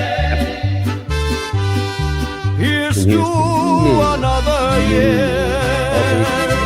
Great years. Heck yeah. As a parent, it's amazing, isn't it? It's crazy and strange to watch them get older, too. What's up, Yoda's chicken nuggets? Love it. Oh, look at that. That's funny. I love it. we got an avatar and everything now. Thank you for the gifted membership. I love that. That is an awesome name. Oh no, it just makes me laugh every time I see it. I like it. Katie, thank you for the 6 months there. Happiest of birthdays, Sweet Bug. Thank you. It's awesome, and thank you. What's up, Baxter? Also dropping a flower there. Thank you, Baxter. That is very nice with all of it. Thank you.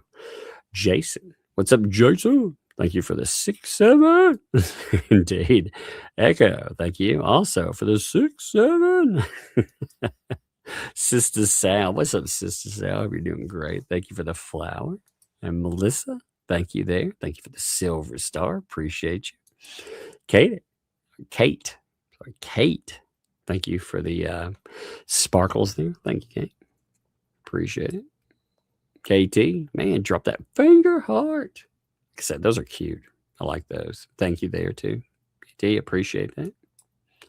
Kate, thank you for the sparkles too. Thank you. Anna, thank you for the floating heart. That is awesome. Thank you. Bridget, thank you for the floating heart too as well. It's funny when a 7-year-old outdoes all of their efforts. Oh, it's so funny. That is. And didn't try. She just came on and was cute for a couple of minutes, you know, like saying and being excited to tell you all about her birthday. So, Sheila, thank you for the silver star. Thank you there. Katie, thank you for the silver star as well. Appreciate it. Is that Katie? That's what it is, right? I said Kate, but I think it's Kate. It's got an extra E, so it's KT, right? Sheila, thank you for the silver star as well. Thank you there. That's a KT as well. Thank you for the 100 jewels and the Sunday. Thank you there. Appreciate that. Yoda's chicken nuggets. Chicky nuggies. I love it. Thank you for the party hat. I'm real mean. I love it. I'm real mean.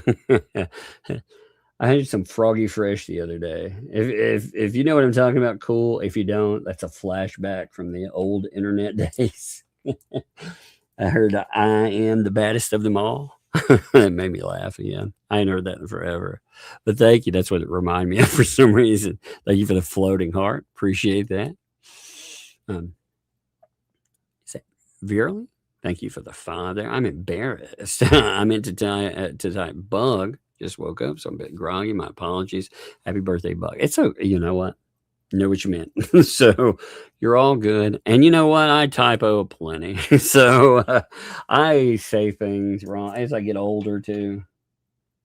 Man, things, certain words run away from me. It's okay. It's absolutely okay. Give me a second here. My chat messed up for a second there. Val, thank you for the party hat. Thank you there. Appreciate it. Deborah, thank you for the 200 jewels there. And Jimmy, thank you there. It's awesome. Appreciate it. Jesse, thank you for the floating heart. Thank you, Jesse. KT, thank you for the 200 jewels there. Sunshine. Thank you. Richard, what's up, Richard? Thank you for the 20 there for her birthday. Well, thank you, man. Appreciate that. Debbie, thank you for the 350 jewels. Finger hard time. Thank you. Jesse, thank you for the flower. Ziggy, thank you for the Sunday there. Rick, thank you for the silver star. I hear her running around. She may come down here again. We'll have to see. Audrey, thank you for the party hat. Also, Audrey, on top of that, thank you for the floating heart. Thank you there. And what's up, Stacy, man? Thank you, Stacy. Thank you for the 5 gifted memberships. Thank you for being here. Appreciate you, Stacy, too. It's always good to see you. Natalie, thank you for the 20 there. Happy birthday to Sweet Bug. Hope today and every day is wonderful. Yeah, you know what? Most days seem to be with her. Like, she has the nicest mindset. She's always looking at positives. You got to love that, Irish Lace, thank you for the 22 months there. Thank you, Irish Lace. Not a statement attached, but that 22 months is a huge statement. Thank you. What a time to be me. Still love that name too. Thumbs up. Thank you. What's up, Ralph? 16 months. Thank you for the 16 months there. Happy birthday, Bug. Hey, thank you, my friend. 2012. Thanks for the 2 there. When I told you about your case, you're shocked. Really? I wonder what he had to say about that. I'm curious. Candy Puddles. Thanks for the sparkles. Thank you. It's a crazy case, I admit, for sure. Jan Marie Harmony. I like that name too. Flows. Jan Marie Harmony. I like names that flow. It's great. Thanks for the 5. Happy birthday, Bug. May your days be filled with love, laughter, and never-ending good memories. Oh, that's awesome. Like I said, I love reading these to her. She will enjoy the heck out of it all. Travis, man, how you doing, brother? Thank you for the 5 there. With all my legal issues in the past, I can still own a Pew Pew. And I don't know how you're going to get money out of her in chips. And happy birthday to Bug and fam. Yeah, with her and chips, it's not really, okay, for all of this stuff, it's not really about securing money from them. If they will let you, then great. But if they don't, it's okay. What really, it's for future endeavors. So when a person comes into court later on and say she wants to bring a case against somebody, well, a court again has to look at it and say, will it be meritorious? But also a court would have to say, since if she's labeled a vexatious litigant, they would have to say, hey, if this person brings this into a court, are they going to be able to afford an actual lawsuit? Because again, she likes to, to pick them, drop them, pick them, drop them. She does it all the time. I'm real mean. Thank you for the 6-7. Thank you. Appreciate that. Adair. Thank you for the 5 gifted memberships. Thank you, Adair. It is great to see you as always too. And thank you again. Love those. Appreciate it. Nettie. Thank you for the 5 there for Bug's birthday. Well, thank you. Appreciate you. That's awesome. I like your dog too. Emmy, thank you for that. Hey, thanks for the 5. Hey, birthday, Bug. Tug, don't forget to check your phone for money. I will check it for sure. When I get to here, I will definitely check it as well. Thank you, Emmy, as always, too. Thank you, Emmy, for real. And I do appreciate you. You folks I see all the time. There are many, many of you that I see. And man, I don't know. I've grown fond of many of you. We've hung out for a long time covering this, and covering other things too. So appreciate you. Hatch, thank you for the party hat. Thank you there. Appreciate it.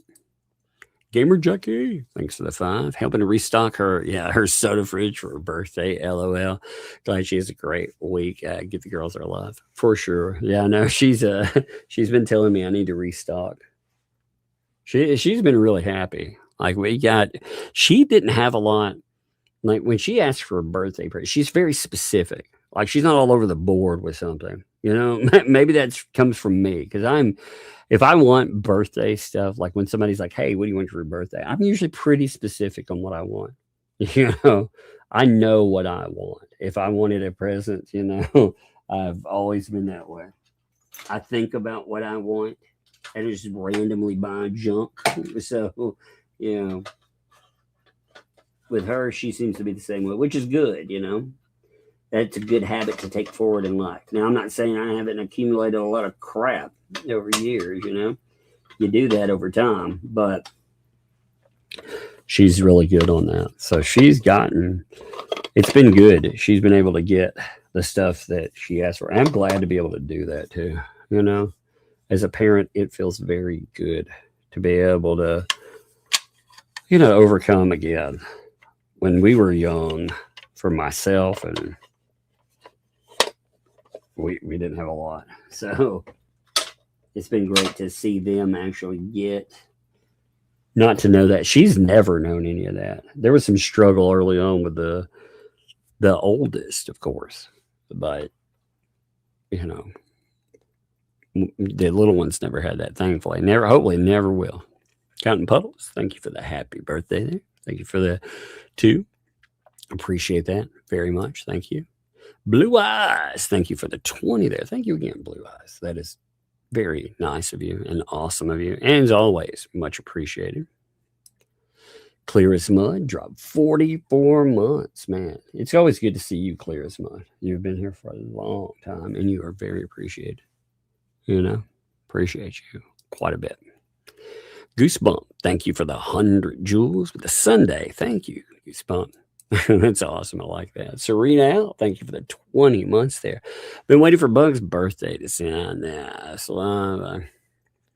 And Bug, 7 such a good year. Yes, a great year, rather. Yes, it is. It's a good one there. Pretty sure she's supposed to have a birthday month this year instead of a week.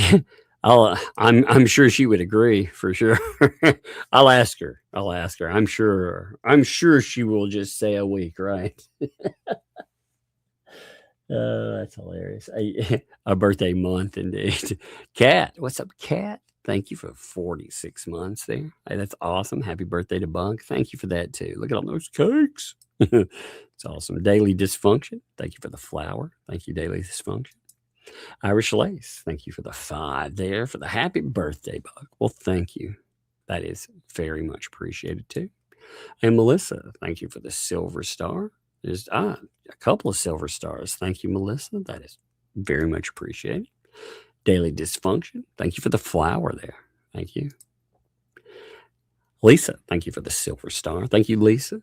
Great. You know what? I'm glad to see you. Normal people with these people's, you know, with these names. So these people don't own these names too. Lord.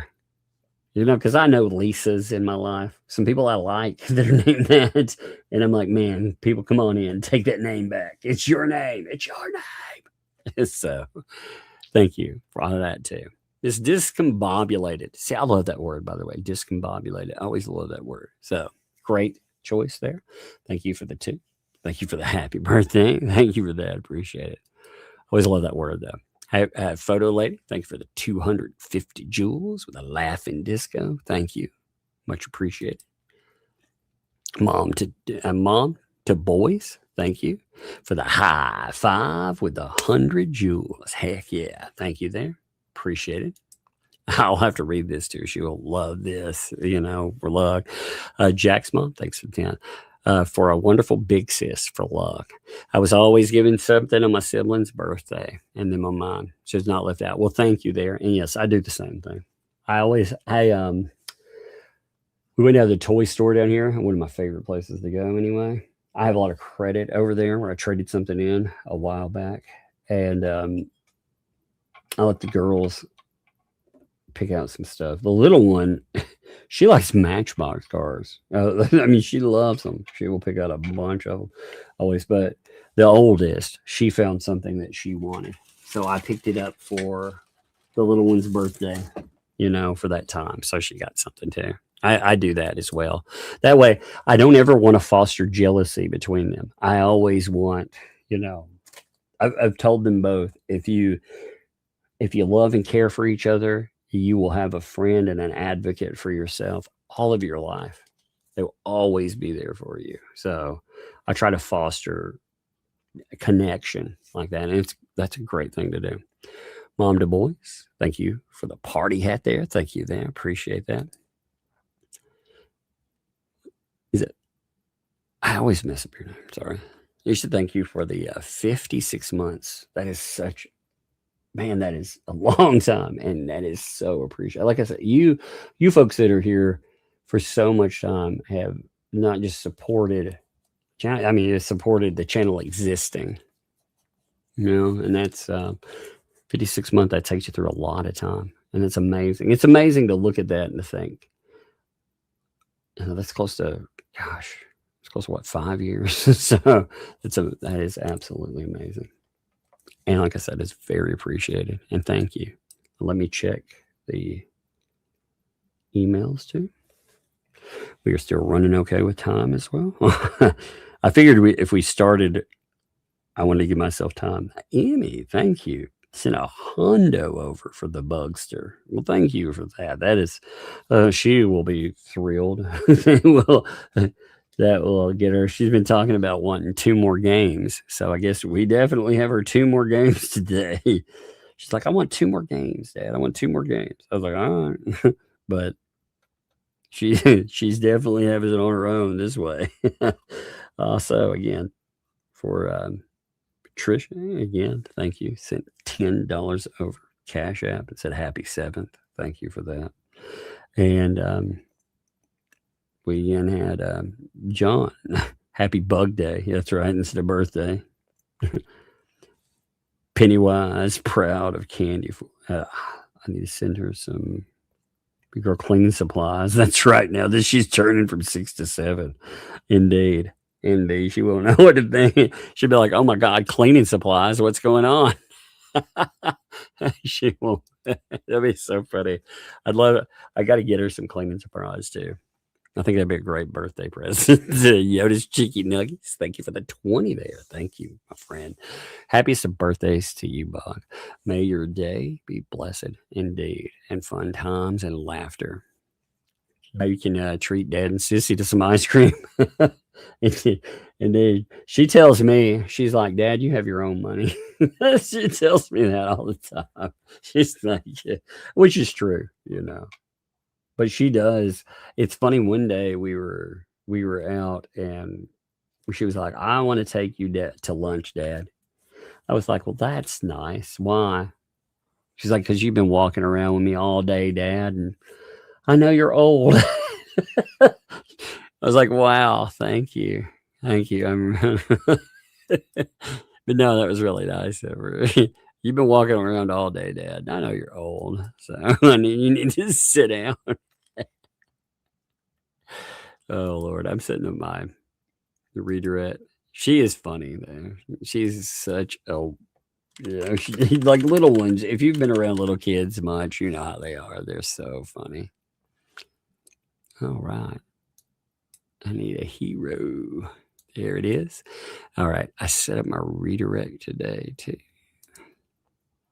Oh, hey there, Mom to Boys. Thank you for 17 months there. Also, happy birthday to Bunk. Hope you have the best birthday. Yes, indeed. That's great. You know, it's fun.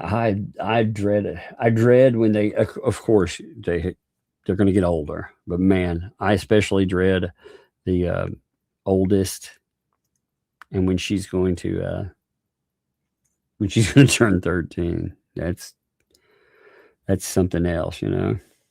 All right, folks. Well, I am going to call it here. I am going to redirect you all and thank you all Thank you for making her birthday an amazing birthday. I appreciate you all. But I will catch you tomorrow, I guess. And we'll be over to Megan unless something comes up. But appreciate, again, thank you all very much.